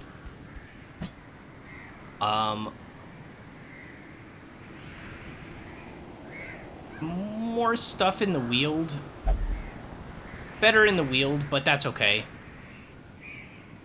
Like, it would be nice to send him in the wield, but it worked so well last time, I think we have to do that. Now, the Fulminating Prophet stands in the back, right? He's like, I'm in the back, so you can't hit me. And so then he shows his eyes to people and drops rocks on people, and fulminates on people. He also fulminates all over them, which is really gross.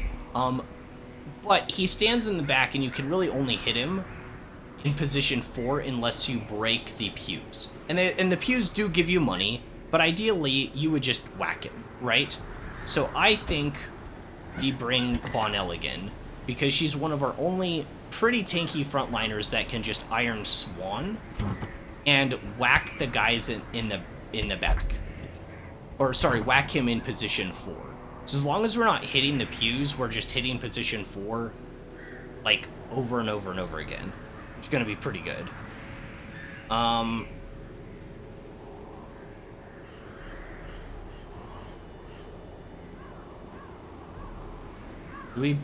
So, I don't remember, is it resistant to Blight? Is it resistant to Blight? I don't remember.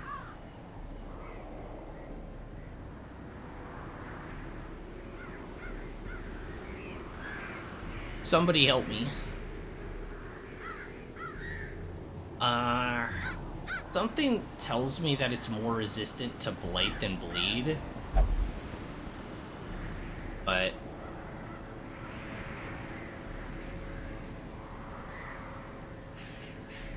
is the Prophet, I could go back and look at one of my VODs. But like, is the Prophet more resistant to Blight or Bleed? Because it would be, ideally it would be nice to maybe bring Valance, because we could play, he's not stunnable and he's not movable, I know that, I remember that. But we could potentially get Plague Grenades off on him? That's 5 damage for 3 rounds. So...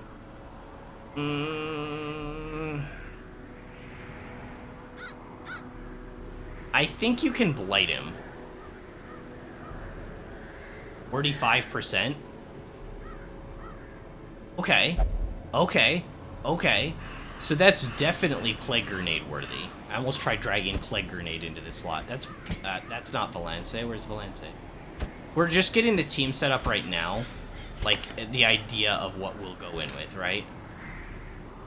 Oh, 45% for Bleed and Blight both? Oh, wow. Okay. And then, I think, does it get 2 rounds? I think it gets, like, 2 attacks. But maybe Manelli?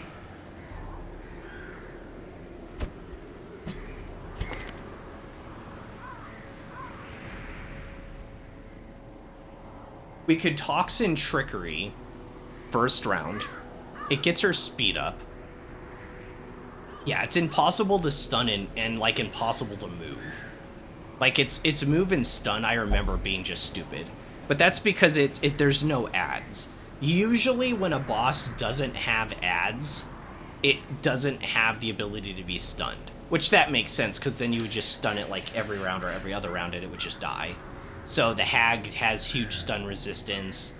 The, I think the Crew has, like, impossible stun resistance. Wait a second, does it? It can summon up an ad, though. I know you can stun the Anchor guy. Maybe you can stun the Crew, I don't remember that. Anyways, if we brought Manelli along, if we get it blighted, then we could use, Lunge to hit really hard. Oh, Lunge doesn't hit position 4. So we'd have to do the Throw Dagger. Which is still really good. And it's 10% accuracy on stealth. But not nearly as good as Lunge is.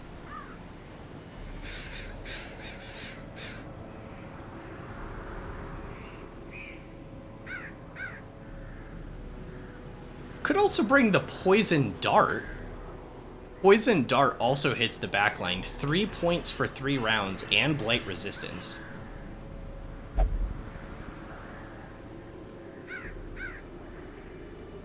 So we'd be doing potentially 6 damage. So like a 9 damage per round just out of the non-physical attacks. And then after that, since this is for 4 rounds, we could go to Throw Daggers, which has a higher crit mod. Damage mod is still minus 10%, but it's got a higher crit mod. And it does extra damage versus Blight, and it buffs our accuracy, which is good. And then first turn with Bonnell, we use Adrenaline Rush and then just Iron Swan spam, right? And then Talk Live would literally... We learned this last time. The rocks fall every round. This game has very little self-control when it comes to its boss gimmicks. I think it's actually kind of a flaw that the developers fall into, where they're like, wouldn't it be crazy if we did this all the time? It's like, well, it doesn't make it as special, though, right? Having the Shambler summon up adds every turn means that you just have to hit them consistently, and it's hard to hit the boss. It's like the lack of self-control, and we know that this boss has it too, where it drops the rocks like every single round, and it's really annoying. Shouldn't we have a oh, yeah, we do need a healer. Alright, Manelli, goodbye.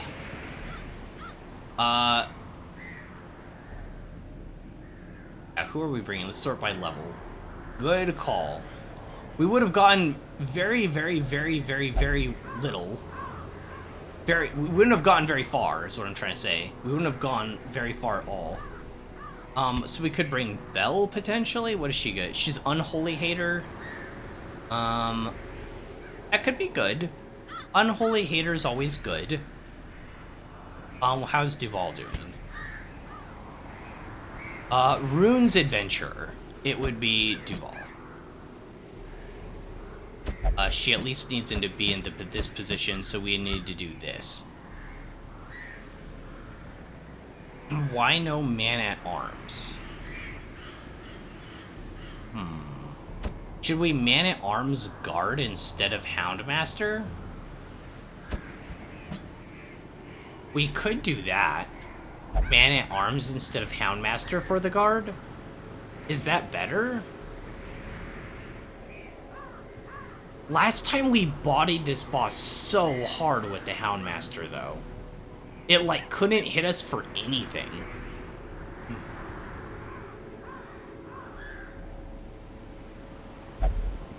Master Guard is just crossing your fingers and hoping.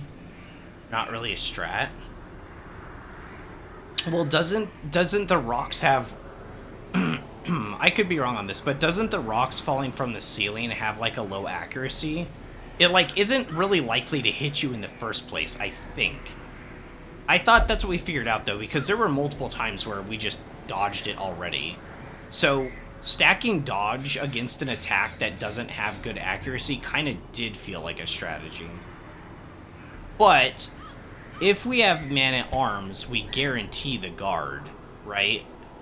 And we can protection buff. Let's do this to play safe. Because, like, I could just be wrong, right?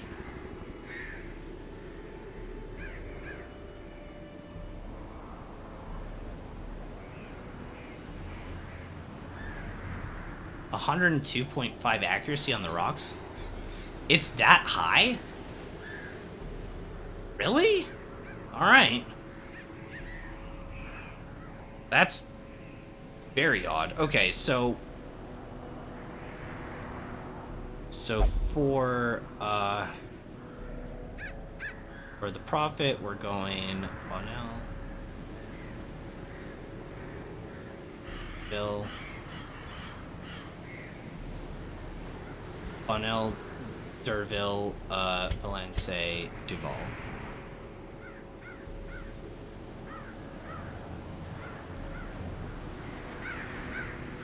Okay. So we have that team.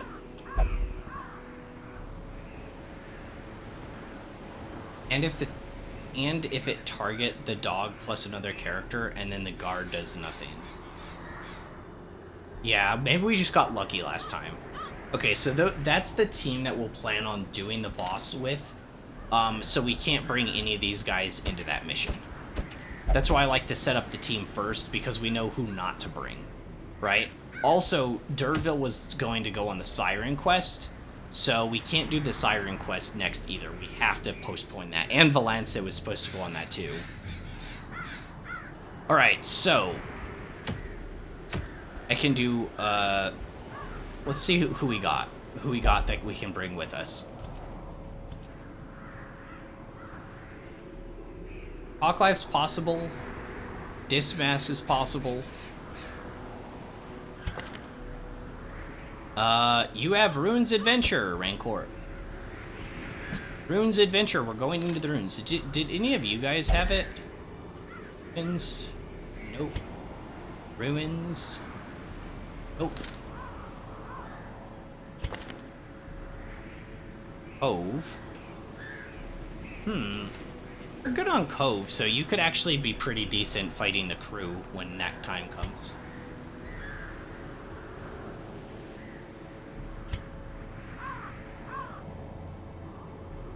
Could bring Gaze. We haven't used Gaze in a hot minute. Honestly, the Leper hits so hard in the front line, but you can't hit the back easy. I feel that it's one of the units that you kind of need to build the team around a little bit more versus, like, the Hellion. Because with the Hellion, you could easily hit positions like 1 and 2. I'm going to change these, because we're not going to run all these next time. But you can hit 1 and 2 and 4, stun 1 and 2. You could even have a reposition to hit multiple guys if you get knocked out of position. Right? There's like a lot, and you have bleed options, where it's like the Leper is very, in a sense, two-dimensional, where it's like, I'm gonna hit the front line. Okay? Like, it does have other stuff too, like it does have the guard, it does have Intimidate, it can self-heal and self-stress mitigate, right? But for the most part, it feels like I'm gonna stand here and not die easy and just hit the front as hard as possible. And if your team isn't willing to work around that, like, okay, since we're not gonna have any help hitting the back line, either everyone else needs to be able to hit the back, like everybody, or everybody needs to be able to hit the front line so hard that that thing dies and the back line moves up. Yeah, Leper's like, I'm gonna front line, I'm not gonna die, and you guys are gonna have to figure the rest of it out. If you want to attack the front line with me and just get kills fast and shift everything up, and then you can use Purge and get rid of the bodies, that works. If you just want me hitting the front line and all the rest of you focus on the back, that works too, but you have to have a plan. If you're like split, then I think it's pretty rough. Leper is the dumb coworker. He's the stubborn guy. He's that one stubborn guy. You just can't get him to do whatever you want, right? But he's a hard worker, so if you can direct his talents in the right spot, it's good.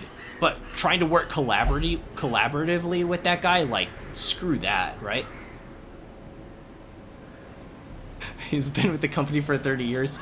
He knows his job utterly inflexible, yeah. Bad with tech. He's not... If sword was a technology, he's terrible with it. He has a broken sword.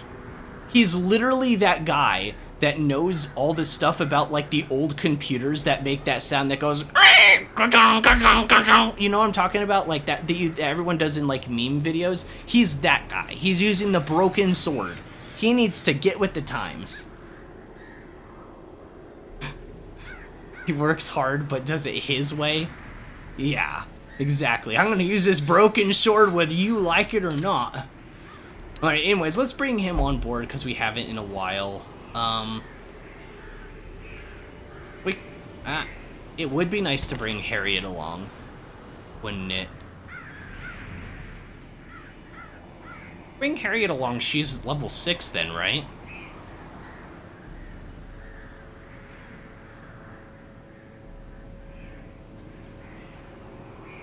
Maybe not. She's 41 out of 48. And we'd obviously bring him her in place of Rancor. But we could do that. That could be really good, right? Get her up to level 6.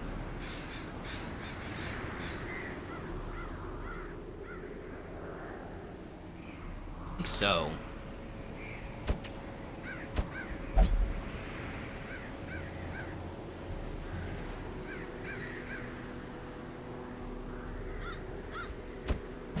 let's finally bring Manelli and like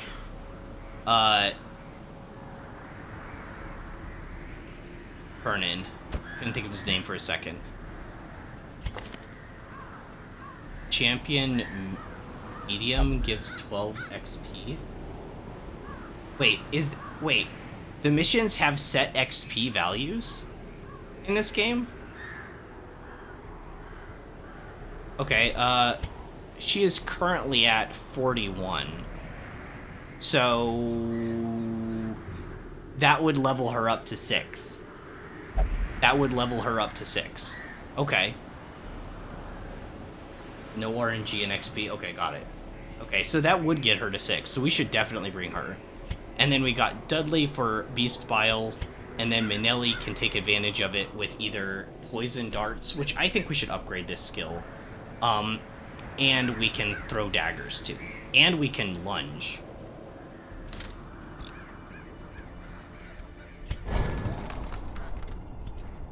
I think this team will be good for this.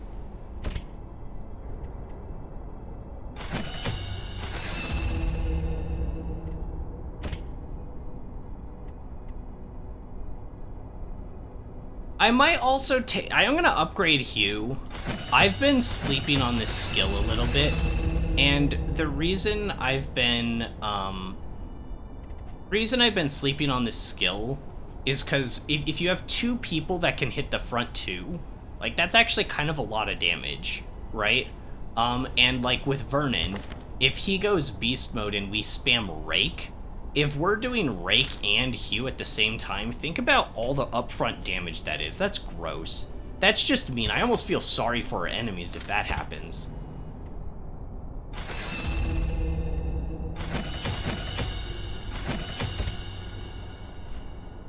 I don't really use this one a whole lot.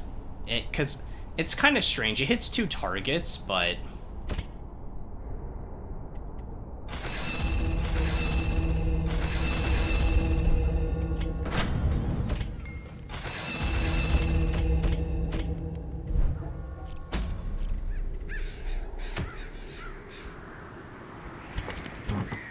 Okay, items.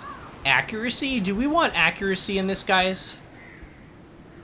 Like, I don't know, let's think about this. Should we put accuracy items on our characters? I'm not sure. Are there any trinkets to buy? If you never said that, I would never check. I've never seen this before. Oh, we have this. Well, can I upgrade the wagon?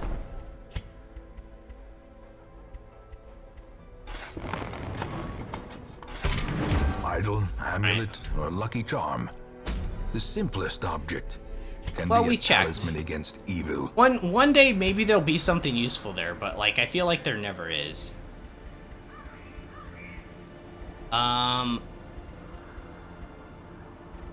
Stun chance? I kind of want the Flesh's trophy in here, though, huh? Would that bring your HP to? 53? It'd bring you to 73 HP. You're probably off better with protection, though, with a Vestal on the team, maybe. Are you doing the Prophet now or a casual dungeon? We are doing Silence in the Crypts run. So by doing this, we get Silence in the Crypts, and then we go for the Prophet after we get the buff. So pretty much exactly like what we did with the Warrens, Fresh Air in the Tunnels. So this isn't going to be the team we do the boss with. Thank goodness, because this would be a Pew spam fight, right? We'd use Hugh, and we'd use Rake every turn to just break the things while the guy, like, spammed at us. So that'd kind of suck. Which we're not about.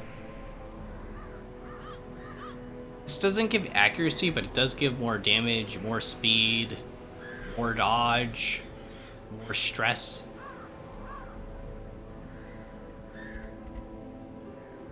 Yeah, but accuracy is better.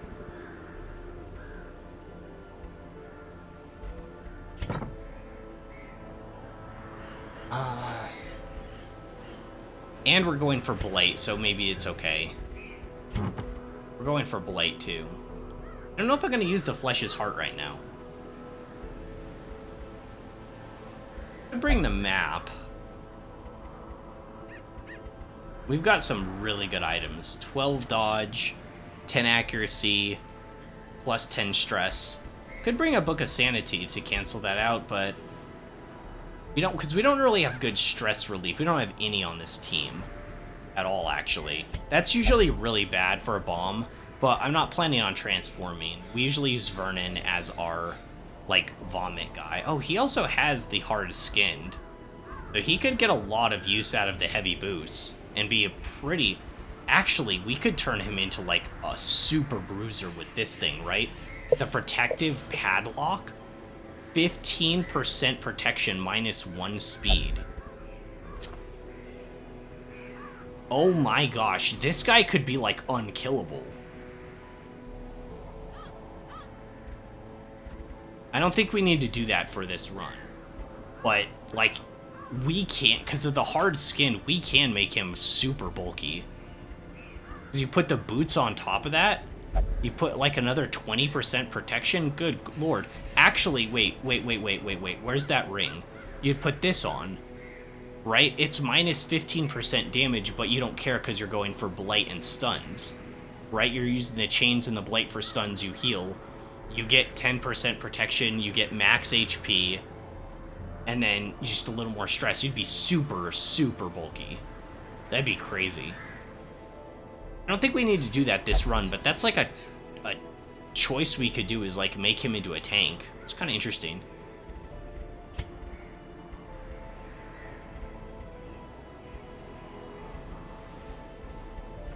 Maybe the actually,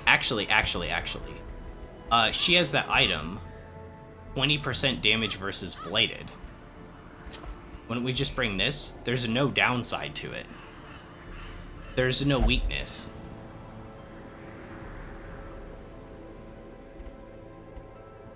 Like, some of these others have, like, this gives you 1 less speed and more stress, but there's literally no downside to this. So let's take that, and then we're going with our classic setup here. I was thinking about Wilbur's flag, but...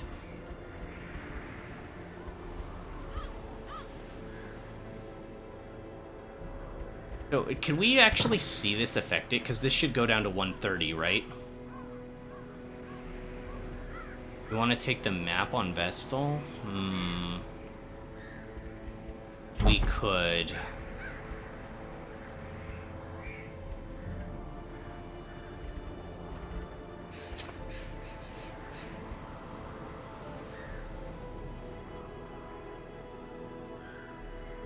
The map is super useful. Scouting is not only good for money, but it just stops us from, like, it just allows you to make good decisions, right? It removes some of, like, the RNG out of the game, which I bet some people just dislike.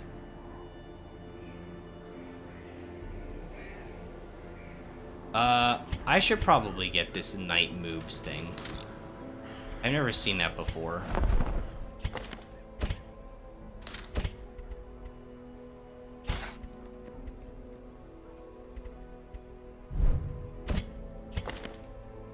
Yeah, we haven't had that before. I don't think we care about money anymore, which is a weird spot to be at. But walking around blind sucks. It does. It does. We'll bring the map on her. Need to remember to take it off. Let's treat quirks. Yeah, maybe we have a few to treat. I keep doing that.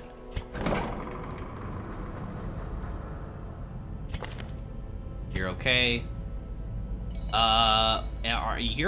You're not going to the Warrens. Egomania, self-worship. Probably get rid of that before he gets to level 5, right?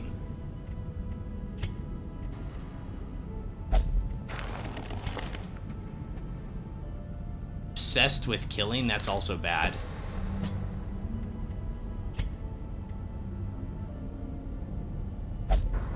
Yeah, get these off before they get to level 5 or 6, because then they get more expensive for whatever reason. I don't know why that is, but that's just kind of how the game works. I kind of like Intimidate, because Intimidate gives you +4 speed. But I also really like Withstand. If you used Withstand at the beginning of every game, or at the beginning of like every combat, you would actually be able to tank more in general, right?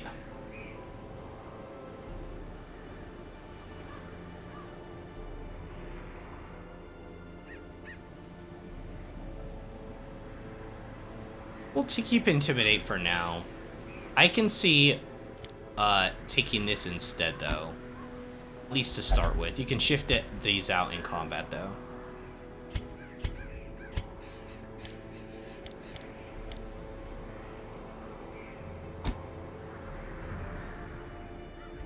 You can still use this in 3, right? Yeah.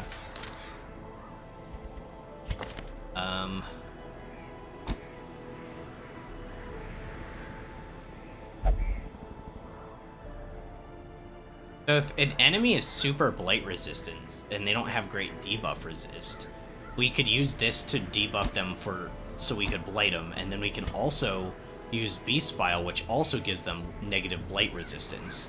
So you could sort of stack the two of these.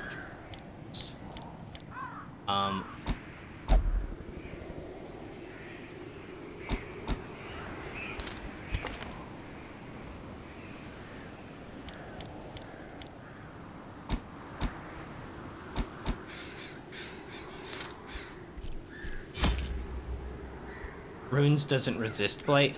That's true. Yeah, we don't have to really worry about that too much.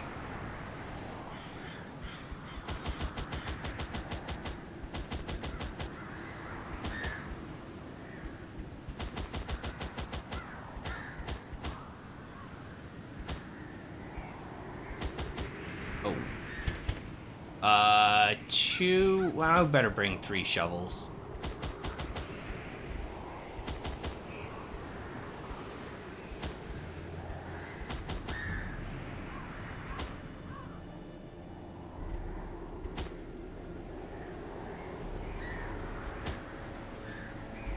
Then I have, like, no inventory space.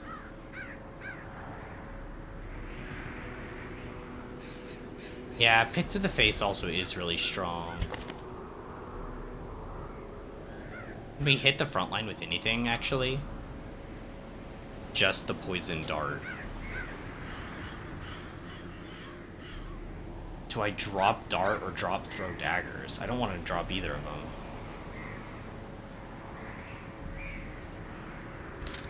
Anti-Venom, spiders. We don't need 3. 2's enough. 2's enough. But I've been almost killed by spiders before in here. And we don't have any ways to treat venom. Sometimes you kill spiders in like 1 round, and then other times it takes like 2 or 3 though, and then your team can almost be dead.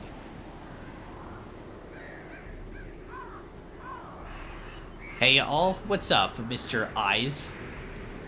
We're about to go on this Medium Runes quest to get the buff so that we can take down the, it was called the Fulminating Prophet when it was on Veteran. I don't know what the advanced version is going to be called. Maybe we don't bring Holy Water, or maybe we can, I don't know, I've been venomed before by spiders. We'll bring 1 Holy Water. I'll end up throwing out the Venom anyways. I'll end up throwing out the Holy Water anyways, too. Because we have, like, no inventory space.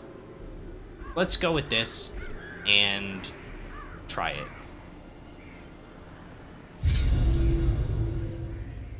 Oof.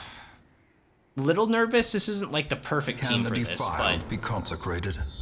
Ooh, early scout, early scout, early scout.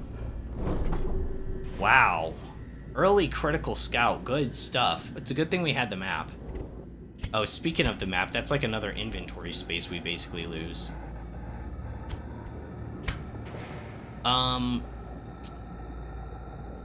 We have to clear 3 corrupted altars. Curio, Curio, Curio. Quest location, Curio, Curio. Curio, Curio, quest location. Okay, so we have to go at least to this room. There could be others down here. Wow. We really need another scout. Somewhere like here or here.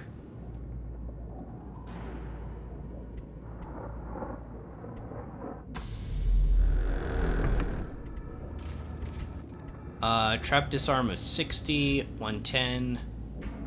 We have a winner.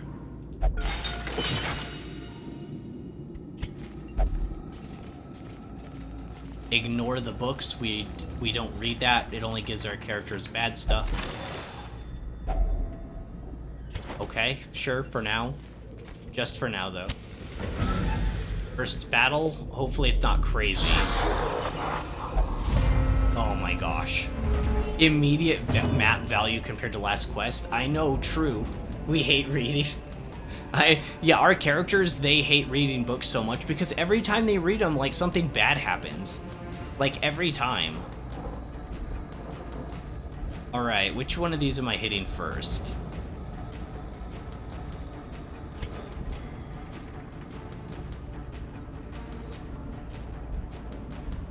Oh, I can't hit position 4. That made the decision really easy.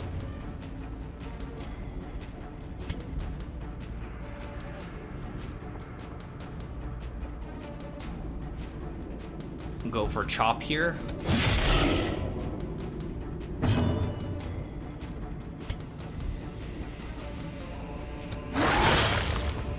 Okay, so this one is dead this round, right? Oh, it's still alive? I can't stun position 4. If we hit this guy, he dies due to blight.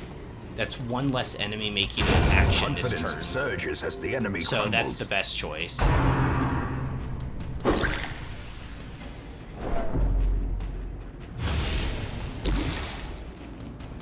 I need to get Manelli out of this position. I think I need to change my party order a little bit, and she needs to be in the back position at the start so that she can dash up if she goes first, because that's normally going to be a better option here. A time to perform beyond one's limits. A devastating blow.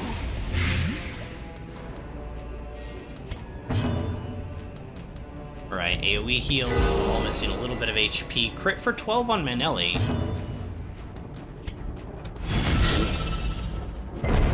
Accuracy buff up. And we got rid of the corpses, so we can actually deal with that guy in position 3 now. Imagine critically vomiting on somebody. I don't know how to respond to that. I really don't. Annihilated. I don't know what to say about that. That's so weird. But, I mean, we kind of are, right? Impressive. Like, that's, like, I feel like every vomit on somebody is a critical hit. Like, is what I want to say, but that sounds so gross.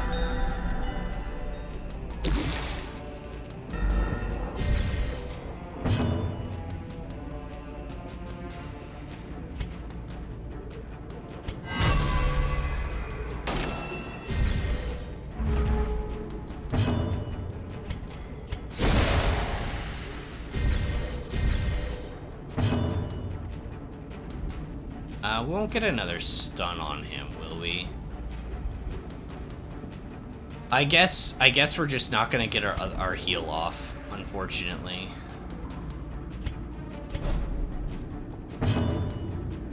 Okay, we did get the heal. Soothed. Sedated. Okay, and then we can chop. I don't like having the self-healing on Leper already falling behind. Yeah.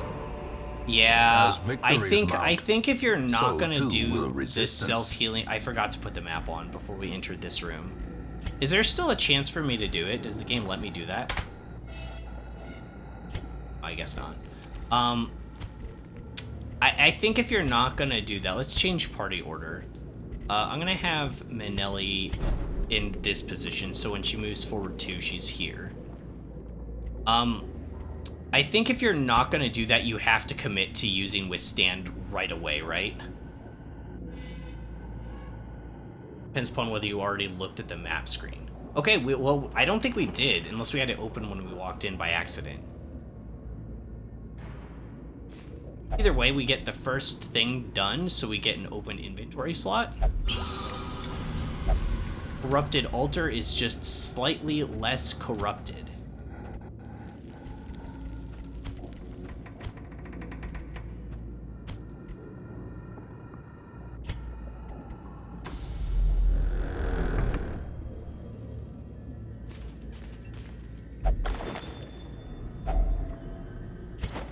Okay.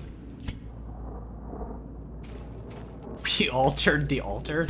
Unironically, yes.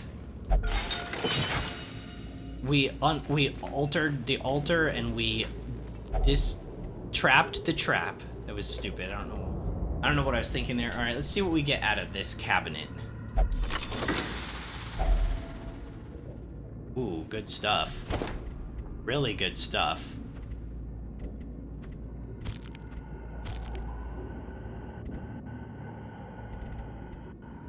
Can't stack torches. Can't carry really any more gold. I guess we could potentially ditch the emeralds. 750, if we stack those, that would be a lot, but we only have one so far. Medicinal herbs. Yeah, let's get rid of the medicinal herbs for another stack of gold. We're gonna run into the collector, aren't we?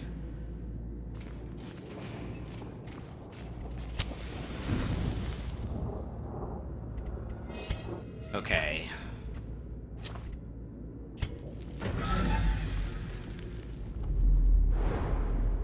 There we go. Well, that didn't really help us. Yeah, it didn't really help us all that much. It was just a baby scout. Baby scout? No, sorry, chat. But like, it was in my head, and it just happened. Okay.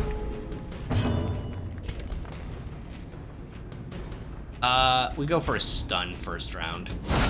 Masterfully I'm not gonna die. Nobody's dying on my watch. Karaoke like what? I'm glad you cut that one off early. I was gonna vomit. Oh my gosh, it was that offensive? Oh gosh. That's 10 plus years old. So you know, some media never gets old. Do I have anything that bypasses stealth? I don't. Shoot. I could just lunge and kill this guy.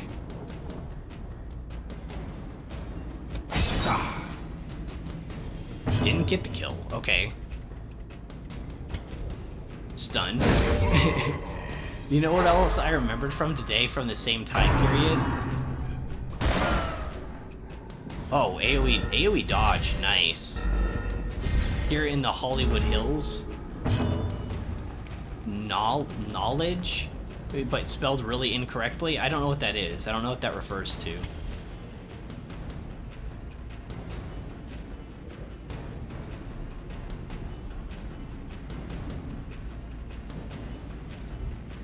This can only hit position 1, right? Shoot.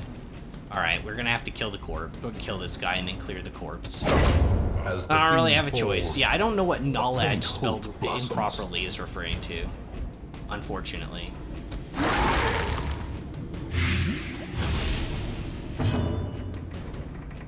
Can't really go for a stun. Could go for a single target heal or a crit fish.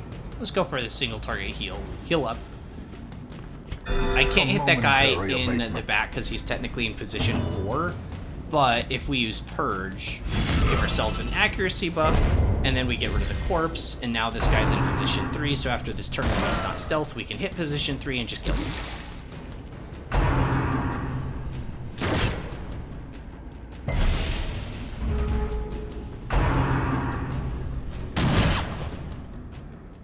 Dodge down on... just on Harriet, right? No one else got that? Alright, poison dart.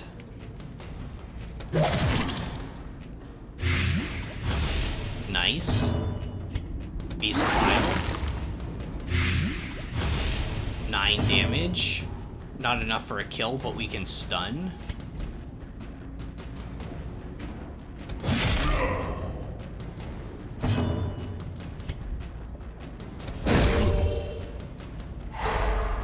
Perfect.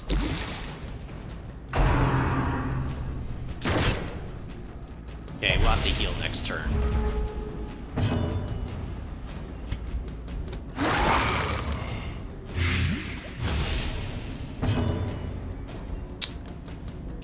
Damage, 15, 14, so you're dead. We poison dart you and you're dead when you start your next turn. A death by inches.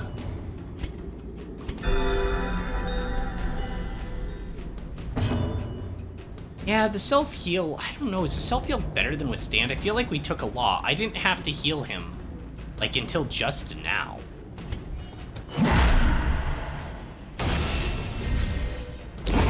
Prodigious size alone does not dissuade the sharpened blade. Sapphire? We got more Sapphire? We have 4 Sapphires? 4,000 gold just like that?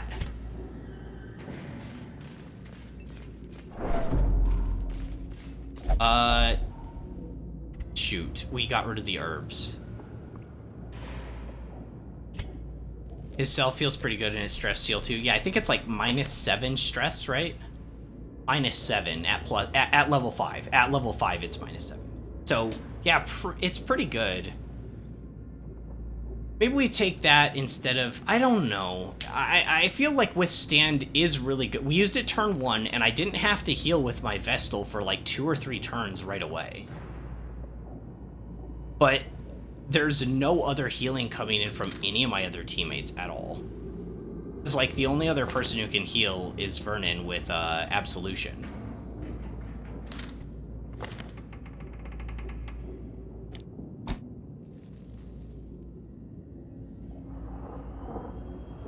Leper has a lot of dead turns, you think? I mean, as long as he stays alive and stuff is hitting him over the team, I think it's okay. I think it's okay, as long as, like, he's withstanding. I think withstand's okay. We're doing okay. I just probably need to heal a bit more often with my best.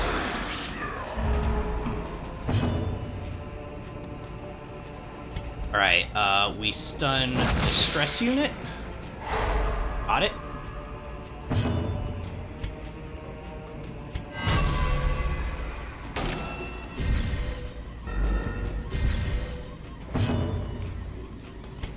Poison darts also on the stress unit, right?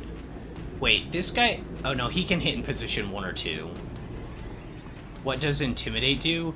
It's accuracy buff, and it debuffs enemies for their speed and damage. Oh, it also bypasses stealth, too. Oh, I kind of forgot it did that. I forgot it bypassed stealth. I even think I read that beforehand. You also get target mark on yourself and +4 speed. Sorry. Purge is your accuracy buff. This is speed buff. I actually think it's pretty good. I haven't used it a ton. When, should I Shadow Fade here? No, we can kill her in 2 turns as long as I get my Beast Bile. As long as I get my Beast Bile on her. I haven't been using it, but when Gaze championed, well, this Leper, obviously, and he was like, yeah, I want that skill on. And I never used it before. Alright, party heal for 6. Not quite enough on us, unfortunately.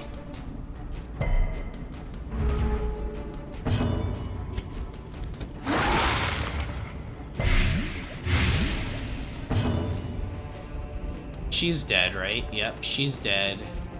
This guy could end up guarding one of his allies or something. He has pretty low blight resist, but I think hitting this guy in the back is more... Because, like, he hits pretty hard. And he's able to shoot at our backline and stuff. And we don't have really a lot of ways to deal with him, so until these guys are cleared out... A momentary abatement. Okay, she's gone. Stress unit's gone. She died to blight, so there's no corpse.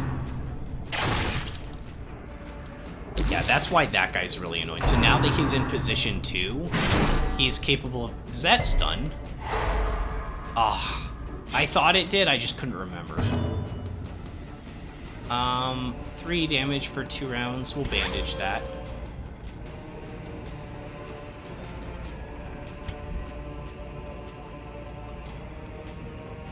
Has high protection.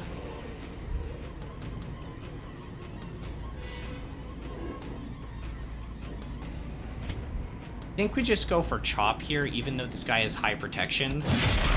Because when we're gonna Beast Bile and it's gonna be a lot of extra damage.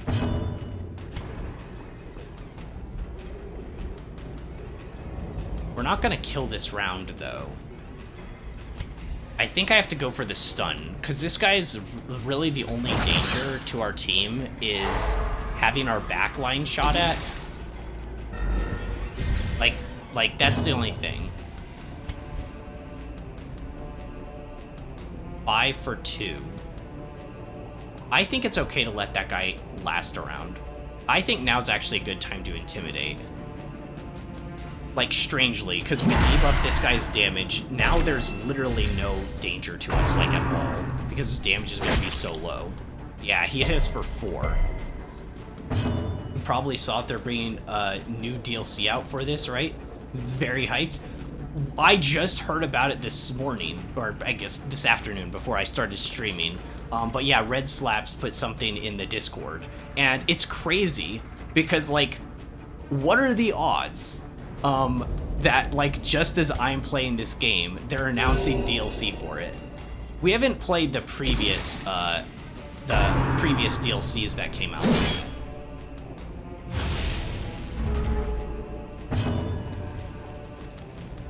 This guy's dead. 5. This guy isn't, though.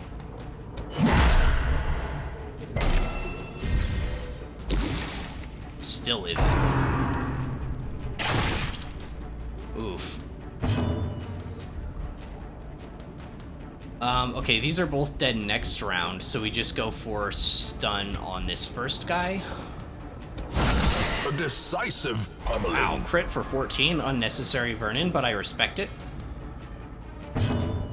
Same here, I only started playing properly a few weeks ago. Oh, nice. Oh, yeah, you're a little baby on it. I remember my first 2 weeks. I'll never forget that. It was rough. I won't pretend like it wasn't rough. Those first few... Like, it was actually the first, like, 4 days I played this game was really hard. You played a lot of Darkest Dungeon 2? Wait, really? You played Darkest Dungeon 2 first? How did that happen? The wounds I feel like of that's war slightly can illegal. be healed, but never hidden.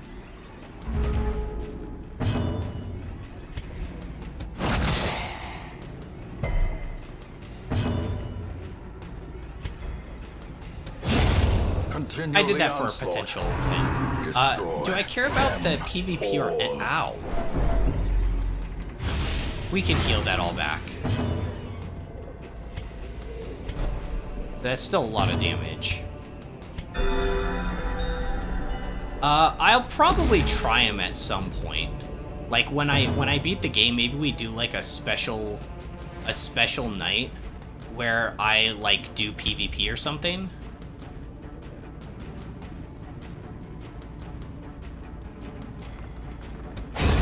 Yeah, we're okay on HP. I was like wondering, should I try to stall out, and like, how could I? I played a little bit of Darkest Dungeon 1 first, got obsessed with 2 for a while, but didn't play either for ages, and now I'm playing both. Oh my gosh, that is a crazy journey. I have a lot of friends that bounce between like different games and kind of understand it. We are so crammed on inventory, guys. I almost feel like I need to drop my gold.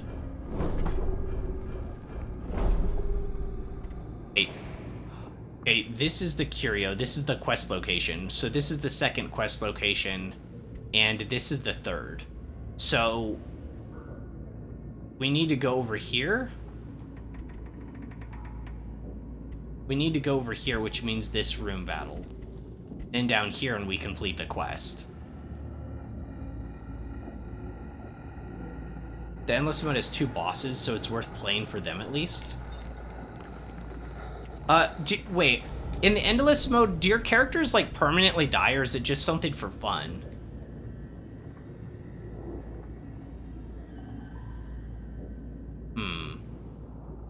The Endless Mode needs existing saves for you to run the missions. So you can actually just add the Farmstead DLC for this playthrough, since you finished the Darkest Dungeon. Once you finish the Darkest Dungeon, sorry, I was like, wait, what? If you don't have to worry about your characters dying, that would be actually really fun to do like a Endless Mode. There'd be no like stress other than failure, which is already sucks.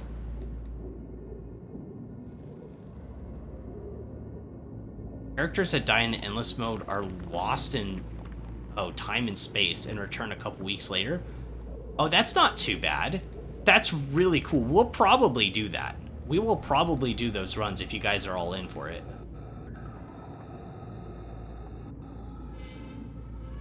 You need to pay for stress heals, though, so it hurts your econ. Well, won't you get money? The Endless Mode has to give money, right? Like, if it doesn't, that's just mean. Guys, I think we have to leave this gold here. We literally just don't have any inventory space. We already have a lot of gems. We already have a lot of gold. And I'm not willing to part with anything right now. We've already had to use a few bandages, so getting rid of the 4 help. Probably going to need a few keys. This is a very linear dungeon. We're going to need the shovels probably at least some point. And I can't get rid of 8 food. You think I should get rid of, like, I guess 3 torches? But then I'd only have 8. I guess we do have a camping. But that's 8 torches, and I still have to go through this room, this room. We don't really have to go over here unless you guys want me to scout them, if we don't get a scouting ping, and then we have to go all the way over here. Guess I light one now. Whoa. Alright, let's toss him. If we have to play in the dark, we have to play in the dark.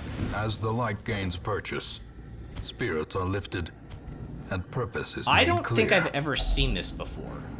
An antique suit of armor stands amidst the ruins. I don't think I've ever seen this before, have I? How have I not seen this? What do we do with it? Do we bandage it? Should I bandage it, chat? Doesn't work. I guess we just touch it. Let's have Gaze touch it.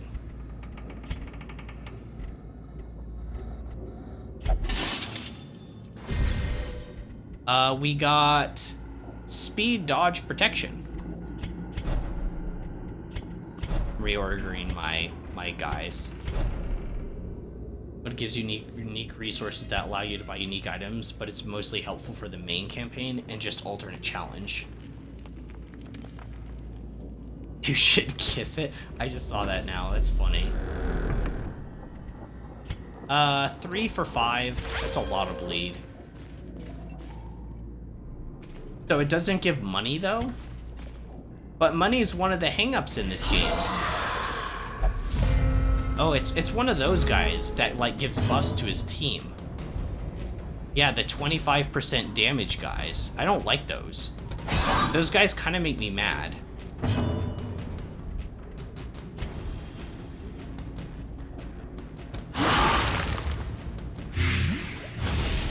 Oh, it's mostly not helpful for the main campaign. I got it.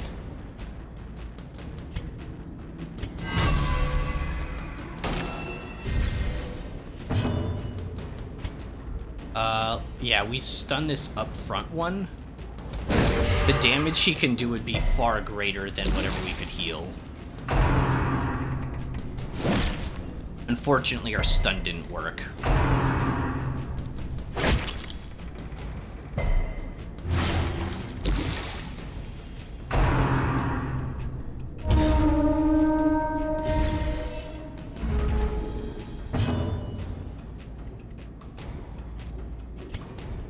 Let's see, 5 damage. 14. Heck yeah. I can stun either one of these. This one has 25% damage plus 20% damage. Unironically stunning a random skeleton. What has the world come to? Heal gaze for 12. This could hurt. It's mostly the bleed that's actually an issue.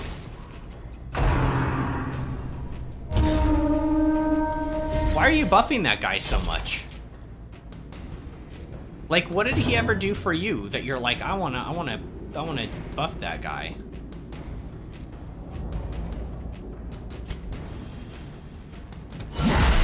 A singular strike. Got the debuff on him. Slowly. Yeah, see, what were you Gently. buffing that guy for? He This just is died. how life is taken. 6 damage for one more round. Man, I'm just burning through bandages. Their formation is broken. Maintain the offensive. Stun will kill. If we're lucky, I can...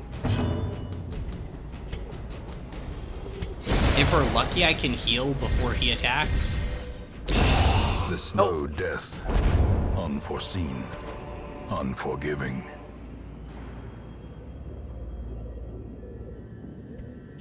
Alright, now we definitely want to shift this off. This is actually really good. Maybe I actually get rid of Intimidate or Purge temporarily to put the heal on. I actually, unironically, think Withstand is pulling serious weight. He is taking such a beating, and he's just kind of fine.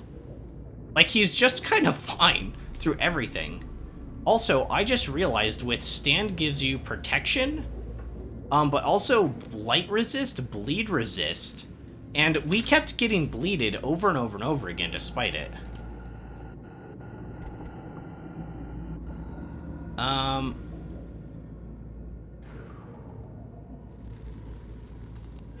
mean, we might get another emerald, and then it's already more than a stack of worth more than a stack of gold. We only have one bandage left. I guess I can lose it. We're gonna camp somewhere. I'm not exactly sure where we're gonna camp, but it's gonna be somewhere. Better than a trap, yeah.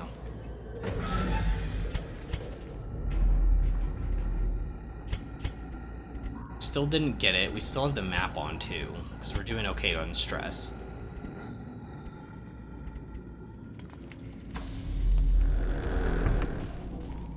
So we're gonna go in with like half HP on gaze. That doesn't sound super smart.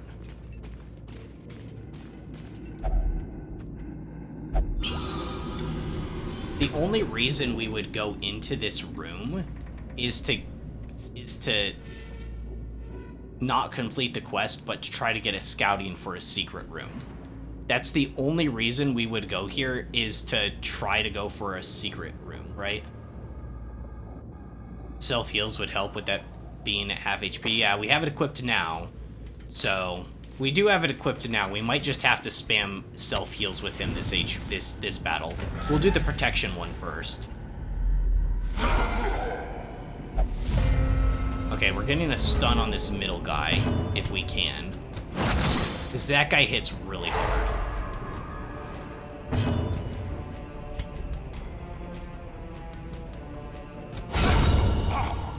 Nice, nice. Manelli with that crit. I think that's like our first crit heal.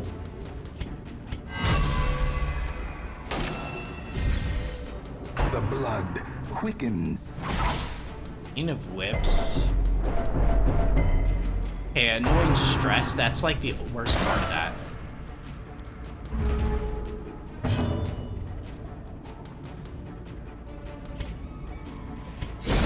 I'm actually gonna dash backwards, because I plan on using Lunge next turn, which does more damage versus Blight, and we're gonna Blight bolt these guys. I had an Occultist heal my Jester for 46 earlier. Slightly overkill. Yeah, we've healed. We've done that a lot. We have currently we have 2 occultists. We had 3. 1 died. Yeah, so he's buffed. He has 30% bleed resist, but it doesn't seem to really help him, does it? Like, he has 30% bleed resist, and it does nothing for him. It's really weird.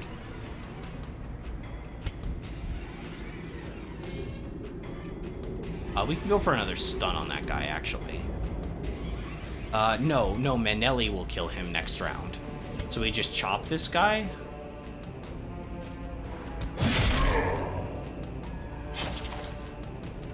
Occultist giveth and taketh.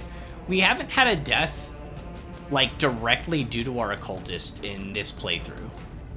I am like, this game has been pretty long. I'm also slow and I talk and stuff. We are 136.1 hours. I think that's when I launched the game today. I don't think it keeps up in real time. So, we spent quite a bit of time here, and we've never had an occultist, like, really betray us. I know it is just running RNG, but I do so many other things with our team to make sure that we're not just relying on that occultist. That's not really what we're worried about at all. That guy's got speed of 8.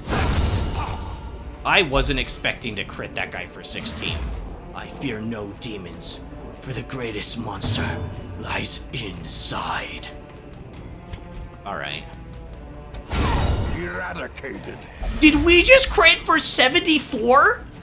Oh my gosh, you want to talk about overkill crit? Seize this. What the heck was that? Where was that? Push on to the task's end. Oh my gosh.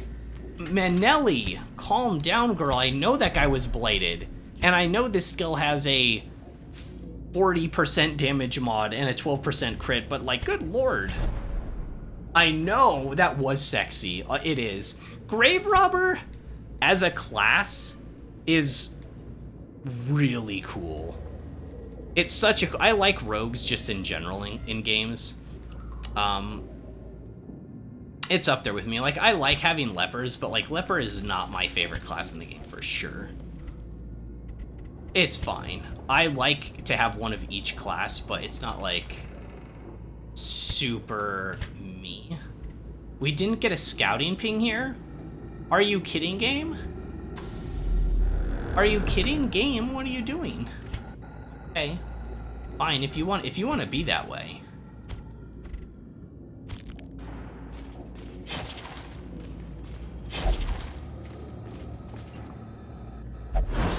We only have one Grave Robber, but like for subsequent playthroughs, I might not do the thing of like needing one of every class necessarily. I think it's kind of fun. It's more fun that way. But I definitely have more Highwayman and Grave Robber, because I have two Abominations. I love Abomination. I have 2 Houndmasters, which I like thematically, but now I like how they function too. Like, really good characters.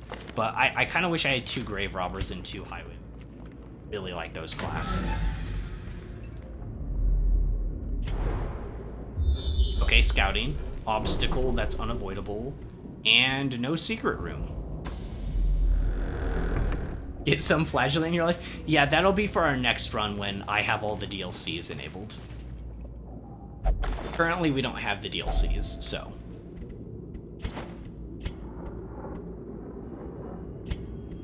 But yeah, the flagellant, everyone's been saying how fun that class is, so.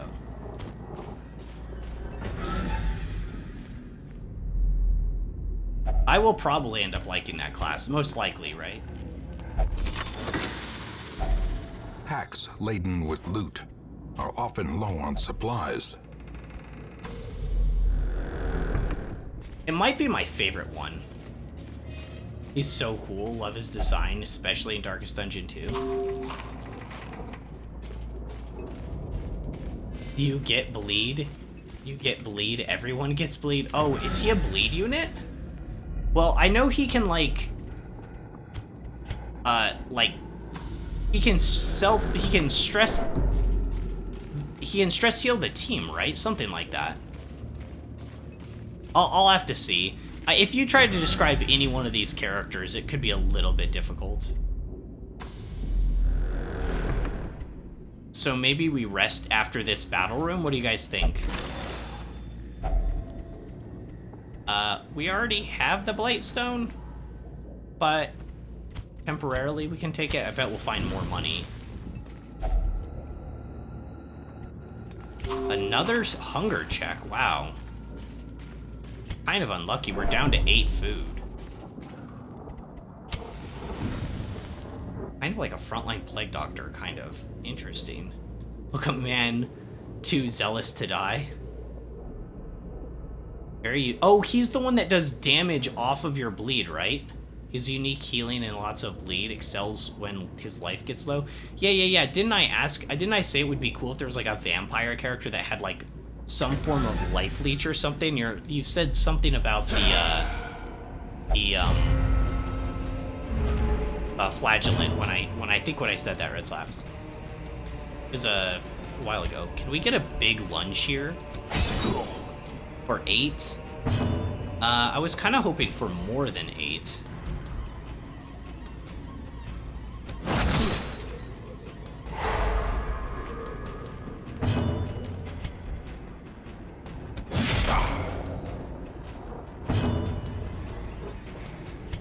We've been judged.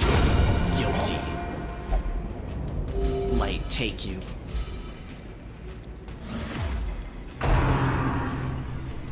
Vestal's Judgment. Oh yeah, you're right. It heals and life leeches, so it is kind of like that, huh? That's interesting, you're right. It's like, and I literally just used it. It's like the only skill that does that in the game. It's pretty cool, I like it.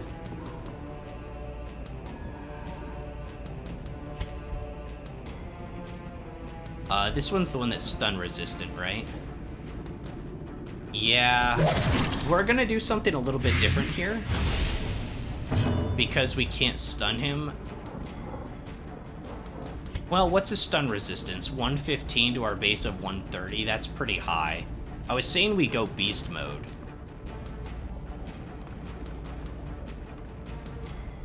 Heal amount isn't connected to the damage, so not really leech. True, but it acts pretty similar. Yeah, overall the same. Yeah, it's similar enough. I accept it.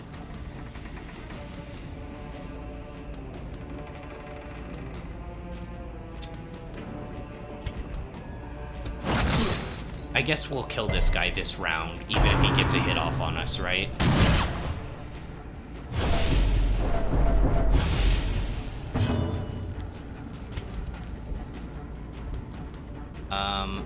Yeah. Just get him out of here. Fog before sunrise.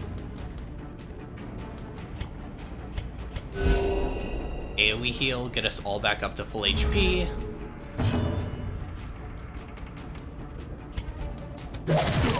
We'll be able to stun him again this turn. Flagellant's also not vampiric, but overall effect is basically similar. Yeah, it might be my favorite class in the game. We'll see. I can see it being my favorite class though, the way it's described.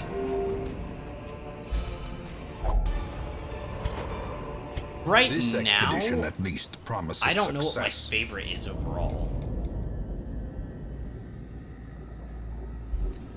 Might be Grave Robber or Hellion.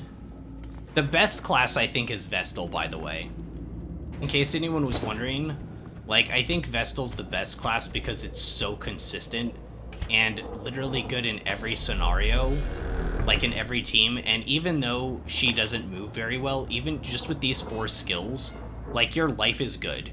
Work around her, have characters that can move, because she's not going to move out of the way for you. And your life will be great.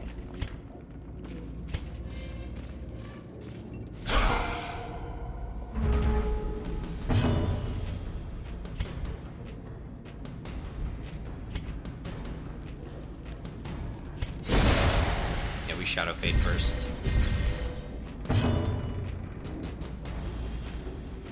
So, I think what I do here is we go chop on...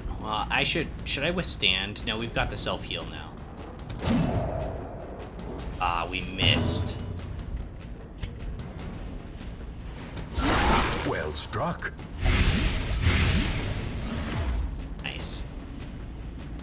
Yeah, now there's 2 stealth unit blanket firing us for 2 rounds. They're invis for 2 rounds. I guess I could have used Intimidate to de-stealth one of them. Well, it says it bypasses stealth. It doesn't say it de-stealths. I don't know how that works, actually.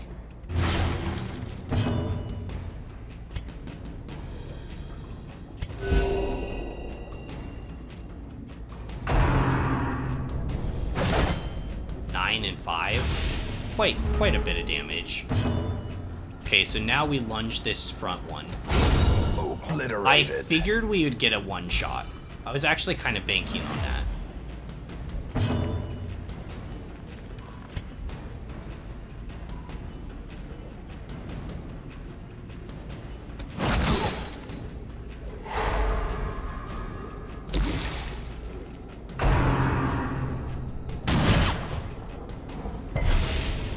It sucks that we can't use Beast Bile in position 3.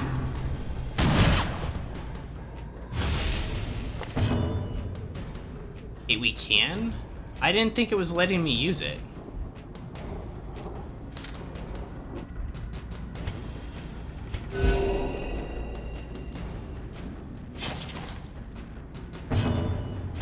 Hey, chop, this one's out. The other one dies to Blight. Yep.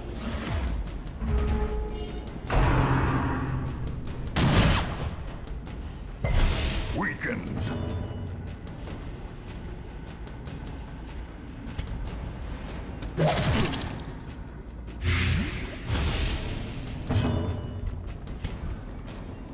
We'll go for the stun.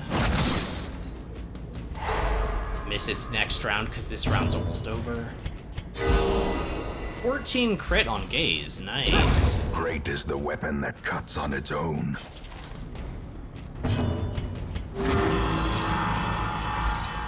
Heal for 10, stress heal for 7. There's always a chance. There's always a chance that Harriet's move speed is faster than his speed of 6 versus speed of 8. Not super likely, but it could happen.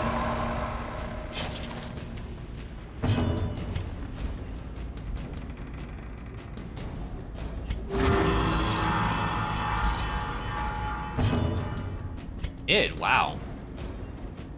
The This crit wounds of fish here. war can be healed, but never hidden. Okay, it takes its stun, and now we just kill him. Done. Done and dusted.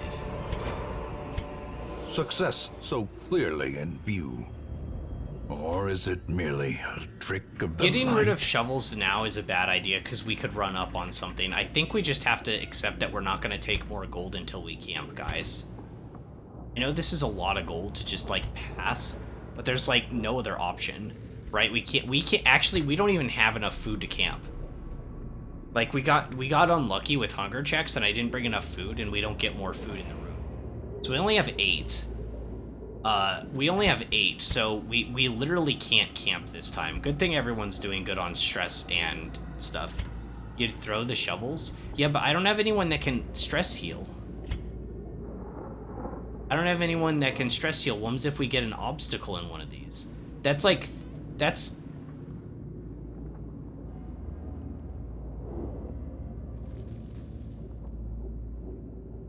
That's a good argument. If I run into an obstacle, we'll just quit the quest. Let's commit to it. If I run into an obstacle and I need to use a shovel and I don't have one, we just quit.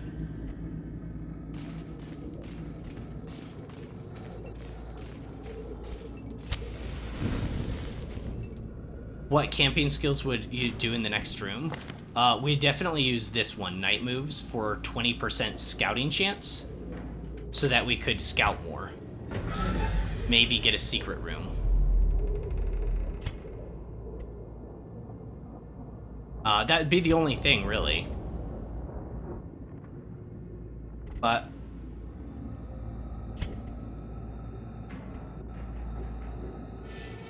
if we're gonna do that, don't look at the map. Does looking at the map, like... Oh, because the scouting... If you don't have the map open... I see. Until you open the map, you would get the bonus for the rest. So if we, like, camped right now, and then I had used this before I opened the map on Manelli, then it would have applied the bonus, and then the next time that we opened the map after the camp was over, that would have applied the buff. I see. Okay, well, we'll do it regardless. The mission's almost over, right? A spark without kindling is a goal without hope. Alright, half rations.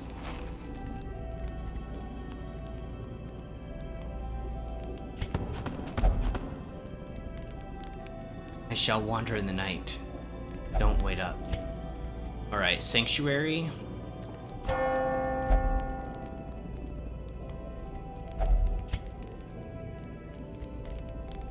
And self-buff for speed? Why not? Why not? We're all doing okay on stress. I can feel it. We could also encourage and set her to 0. Should we encourage her? I think so. You're doing great job, Harriet. Even though you are just a little level 5, you are doing phenomenal. Actually goated. Let's get a supply item for free. Why not have a torch? How many stress enemies have we seen this dungeon? The light. Well, we started off on the 2 goblet guys. We've had 2 different occultists that have thrown stress at us, but we've been able to like get so many crits we healed through. The whip guys technically do stress on all of their attacks, and we managed to like just heal through those from crits, I believe, and stun and stuff. So, strangely enough, quite a few. Quite a few. We just have kind of powered through regardless. It's kind of crazy. Manelli. Don't walk on, yeah, don't walk on the traps, yeah. I almost did too. Hobbies were enabled, grave robber knits. Why would she knit? Why would she knit? Why wouldn't she like whittle? Doesn't she look like a whittler? That little dagger in her hand, you can just see her whittling away. Right? Vestal shaves her legs. That's not a hobby. That's not a... Shaving your legs is not a hobby. Abomination recalls his years as a scholar. Almost a hobby.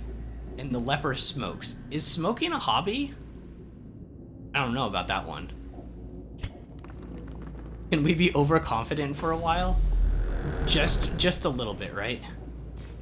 Self-care is a hobby of sorts.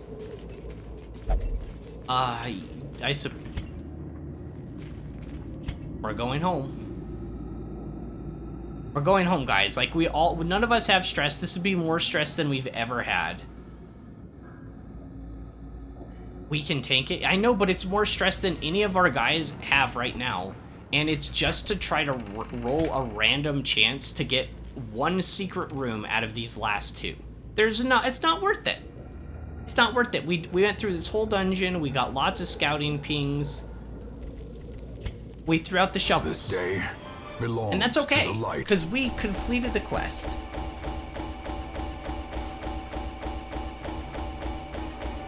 Oh my gosh. Wow. Wow, crazy. 29, nearly 30k. Right, Gaze, you got Wield Scavenger. Okay, that's cool. And Rabies! Yay, Rabies, don't we love it? Vernon got Eagle Eye. 5% crit on range skills. Sure, that's pretty decent, I suppose. I don't think... Is your Vomit range skill? Probably. And Manelli got Tapeworm. Mmm, yummy. The shuffling dead are There's silenced. silence in the crypts. We have claimed dominion over the ruins once more.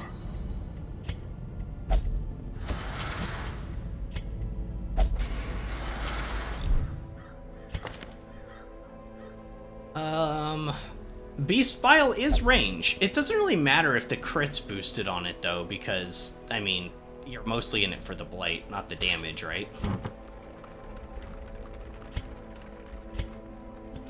Is boss fight today or tomorrow?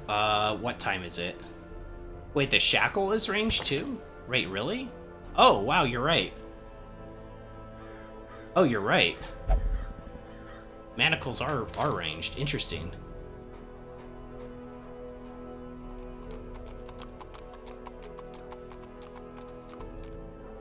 Crit makes dots last longer? Wait, really? Wait, I never knew that. Oh, that's crazy. Oh yeah, it's 5:46. I probably don't have time for the boss tonight. That would be really pushing it. Wild, we talked about this. I guess I just forgot. I'm sorry. I think I just forgot. If you said I totally spaced it, I'm sorry. Forgive me. Forgive the little streamer. What is this thing? The Prophet's Eyeball.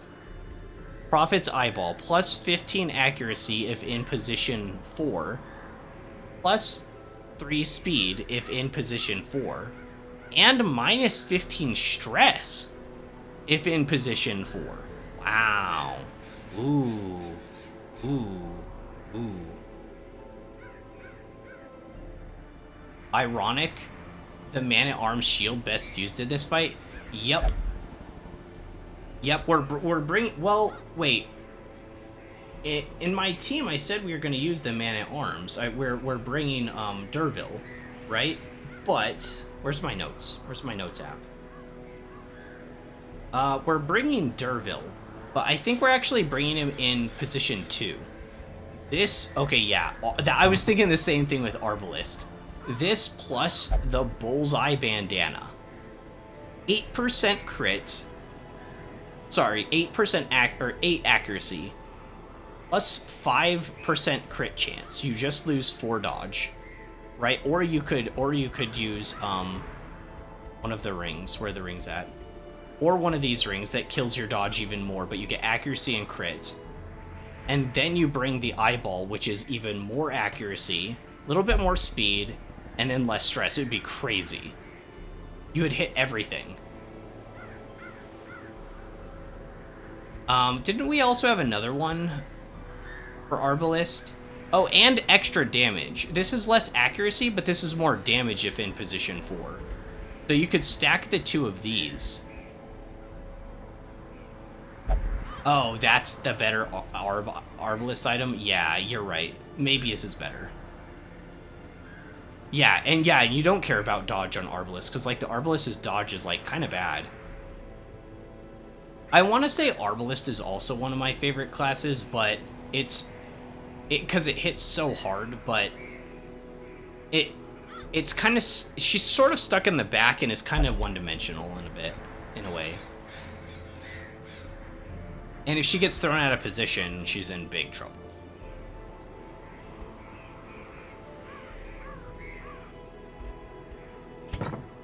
But yeah, I don't think we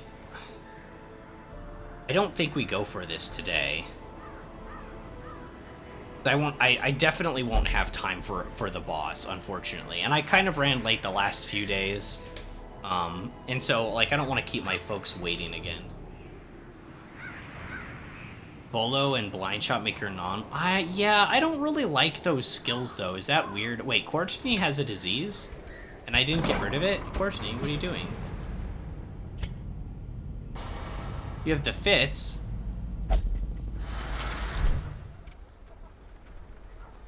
Where is Audrey? There she is. She's 1.5 dimensions. Yeah, I don't know. Bola's not my favorite, guys. And I know she has suppressing... what's the other one? Blind Fire. It does give her +3 speed. Accuracy... Oh, that's unupgraded. I don't know. I don't really like it.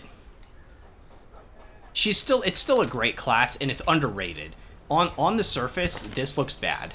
On the surface, this looks bad, but holy crap, does this hit hard. Like, oh my gosh, does that hit hard when the target's marked. Let's see if there's trinket. Feather crystal's great, but we already have them. What's this? Bull's eye hat. Musketeer. Oh, we don't have a musketeer.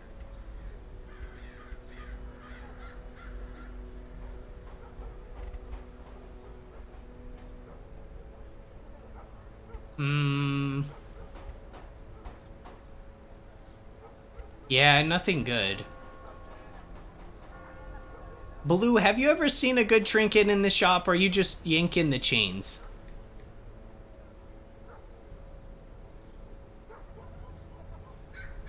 You never get any good... Wait, did I see that right?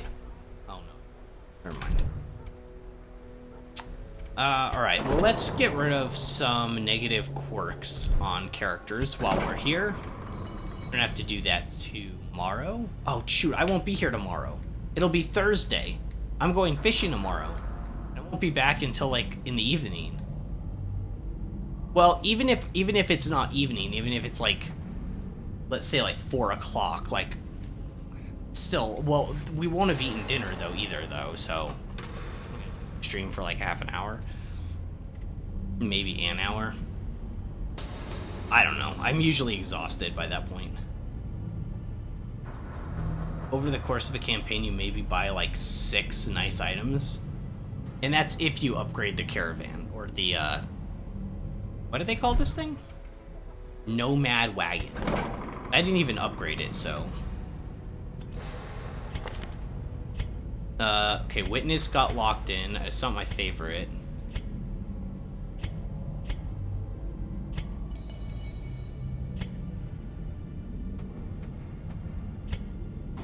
We're okay. Enlightened, that's fine. Heresy has no bad traits, guys.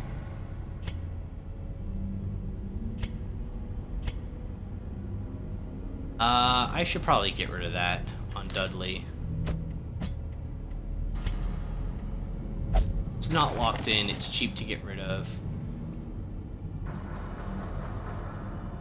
Are you gonna go slay pelagic nightmares? So wholesome sea life can flourish? Not today. But, like, tomorrow there's a potential for that. But we'll have to do one quest in between. The one reason we'll have to do that, or sorry, the one reason we'll have to have a quest in between is, oddly enough, I want to use Valence and Derville to fight the Siren. So my Beguiling Siren team is gonna be Vernon, Valence, Derville, and Duval, who doesn't have a disease. Why do I have that marked down here? So those characters are going to be for the Cove run against the Siren. And the idea is we're going to...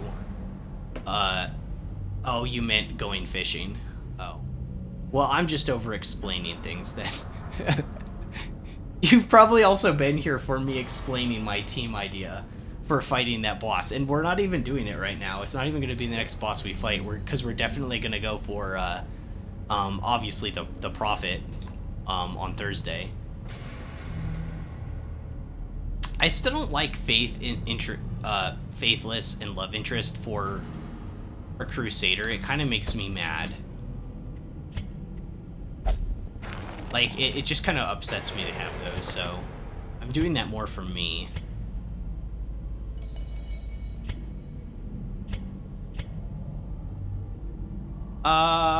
We could get rid of Stress Eater. On Tress. I just realized something, guys. Not realized something, but I just, like, you know how something reminds you of, like, a time you won't get back? Like, Papan's gone. We'll never use him in another quest again. I almost got rid of the wrong one. But we'll never wait, is it more expensive? What? Oh, that one's not locked in. But yeah, we'll never use him in another quest again, and unfortunately, Shambler's Bane is only level 4 right now. So...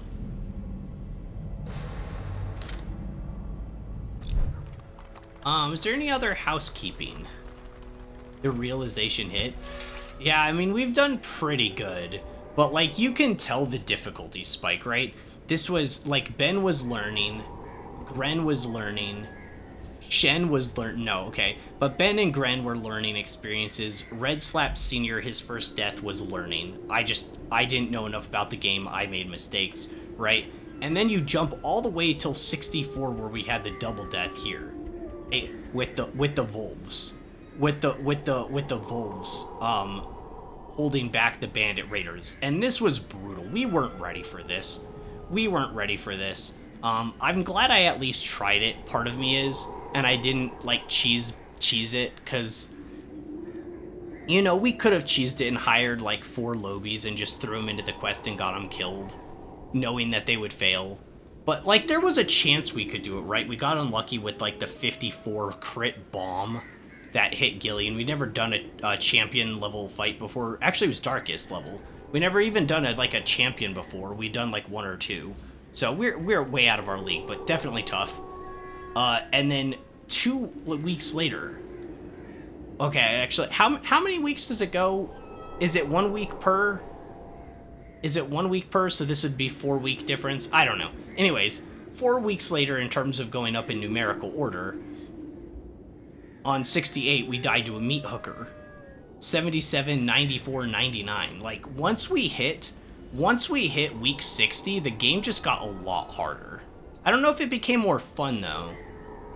That's something that I haven't really wrestled with a ton, and when I, like, do my full thoughts on the game, it's something I'm going to have to really put together. I think the game is just as much fun on Veteran as it is in the, like, champion level in Darkest. Well, we've only done one in Darkest, but I don't know, the game feels fun regardless. So just having it harder doesn't make it better for me? I don't know. Oh, it is 1 week per mission? Okay, it's 1 week per mission. Okay, so there were literally 4 missions in between here.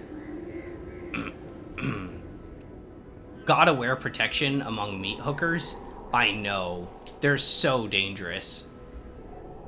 Yeah, I don't remember what Ventress bled out from. But, like, meat hooker, this might have been like a meat hooker into bleed or something like that. I think it was, yeah. Those things are so dangerous. And it doesn't help that they're stealth to start with either. It makes it kind of like harder to take them down unless you've got AoEs.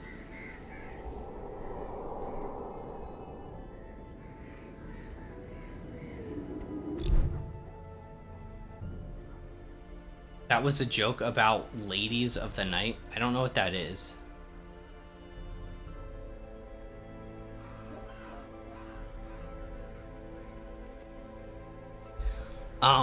Even though we didn't fight, like, anything crazy today, like, it's definitely a GG's day, wouldn't you guys say? Oh, I thought you were referring to, like, a movie or something like that. Ladies of the Night. Oh, I get it. I got your reference after you explained it to me. Can you believe it? But no, seriously, GG's. Can I upgrade anything else not in here, maybe? Nope. Well, we don't need any more portraits, so.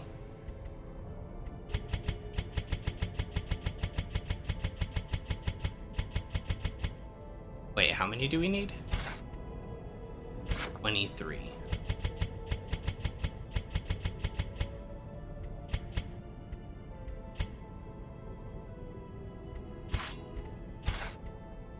And then 29 crests.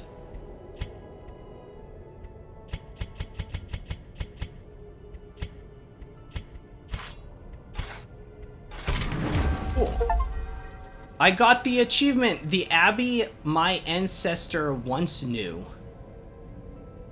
I got an achievement, guys. Wait, so is there ever... The only thing I don't have upgraded is the Survivalist, right? I thought I was going to get an achievement for unlocking everything there for a second. I kind of got excited. But that's the one thing I don't have leveled up, right? Oh, and the tavern, because I don't use the tavern. I even forgot it existed until I clicked on it this very moment. Alright, well. that's most things. But yeah, this is where we're gonna call it today. And then on Thursday we will go back and we're gonna kick what's his name? The Gibbering Prophet. That is not a very intimidating name. I feel like the last two boss names have been absolutely awful. The Formless Flesh and the Gibbering Prophet? That sounds like a comedy sketch. And now, like, your co-host, the Gibbering Prophet. Like, I don't know, it sounds so stupid, doesn't it? They sound like a comedy duo. What do you think about this, Formless Flesh? I don't know. There's an achievement for upgrading the entire town, so if you're gonna get that one, you should do it this run. Yeah, you're right. You're right. I have so much to upgrade, though. Everything, like, because I haven't been collecting this junk anymore. I don't even use this. And it takes so much stuff. I don't even know if I can get it. We don't really need gold. I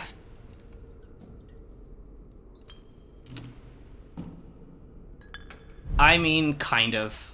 You're right. You're right, kind of, but I will say this, once again, our projections were about 81,000 gold to get all these guys geared.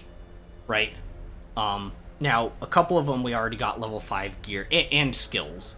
But even if it's somewhere in that ballpark, if we do get our level 4s up, and right now we haven't been, and we might not need to. We might not need to. I'm not saying we're not going to use these characters anymore, but, like, for the most part, we're at the point where we can kind of just run through bosses, and I might run them if there's, like, other characters that are, like, in therapy and we're using them. But right now, we're just kind of going through the bosses, and I haven't really needed to do low-level missions for gold or for any reason. But these are... 1, 2, 3, 4, 5, 6 level 4 characters. I think that's probably going to land in the 80,000s. Like, to level up all those characters to max, I'm pretty sure. So, gold is still important. It's just not, like, the most important thing, right? Go through the... I mean, there... What... Wait, go through the list and see how many need upgrades? They can't be upgraded. They're only level 4. Right? They're only level 4. I can't upgrade them until they're level 5. And then once they're level 5, it's about... I think it's 3,000 per upgrade. Oh, level 6s are done. The level 6s are done. Everyone that's level 6 should be fully geared up. And they've got like 90... Okay, Pontel is kind of... she's antiquarian, so she's different.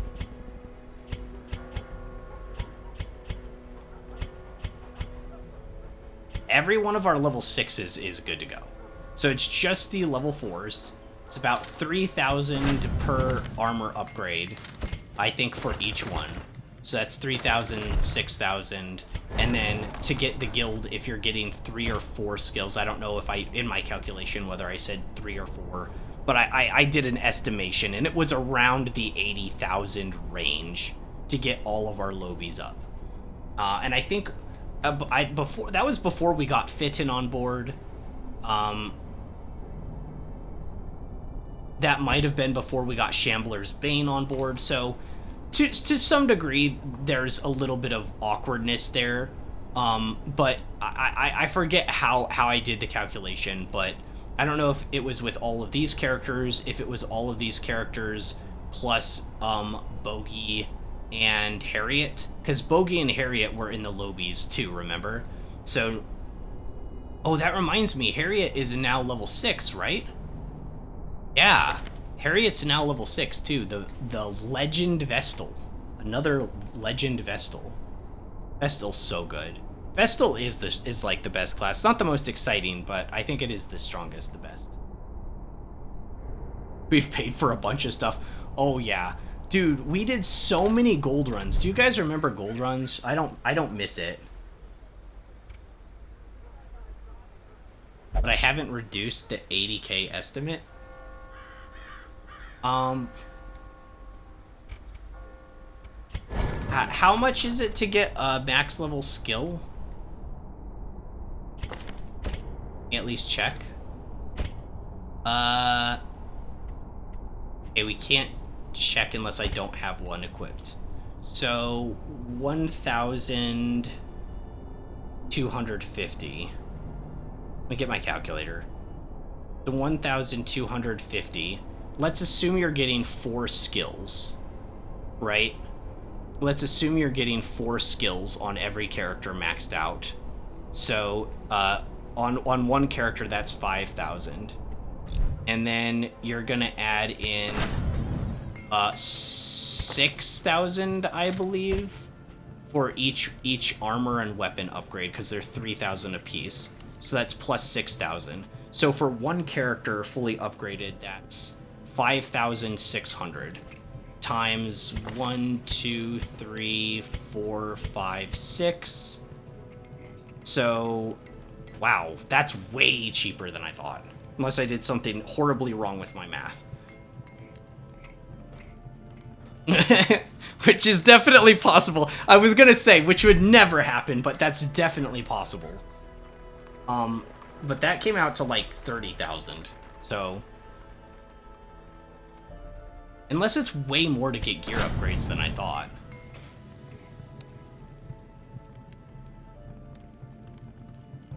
Yeah, okay, maybe I was just like way off. Maybe I was just like way off on my calculation from before even.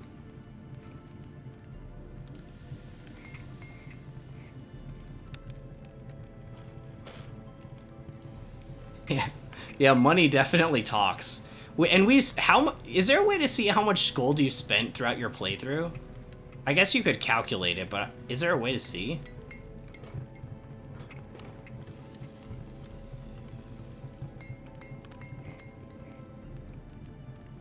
Oh, I think I see what I did wrong. I literally...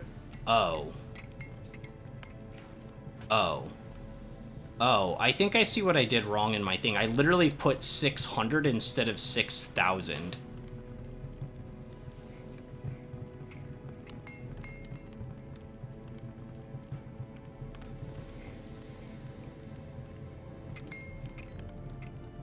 Oh. 2, 3, 4, 5. 2, 3, 6.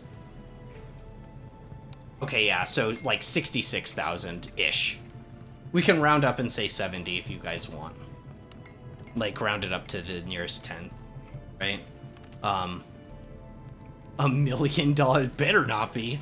Okay, but 66, so we're still good. We're still good. I was like wondering, how can my math be that wrong? I literally just suck at putting numbers into a calculator. I did 600 instead of 6,000, and then I had to look at it for like 5 minutes to figure out what I was doing. But anyways, point is, 91,000 is enough, so if you guys want, I can start collecting some of this stuff again in our next runs, and then we can upgrade the tavern, just for the achievement, just to say we did it, just to say I, like, decked out the town. You're also gonna get money from missions. You send them, level up, so yeah, true. And we'll grab some gold, especially gems, because they can stack nicely. But anyways, I am gonna call it. My folks are ready to eat. It looks like, wait, have the Rockies started playing already? No, 6:40. I was gonna say, I got a notification on my thing saying that I thought they were playing, but yeah, 6:40.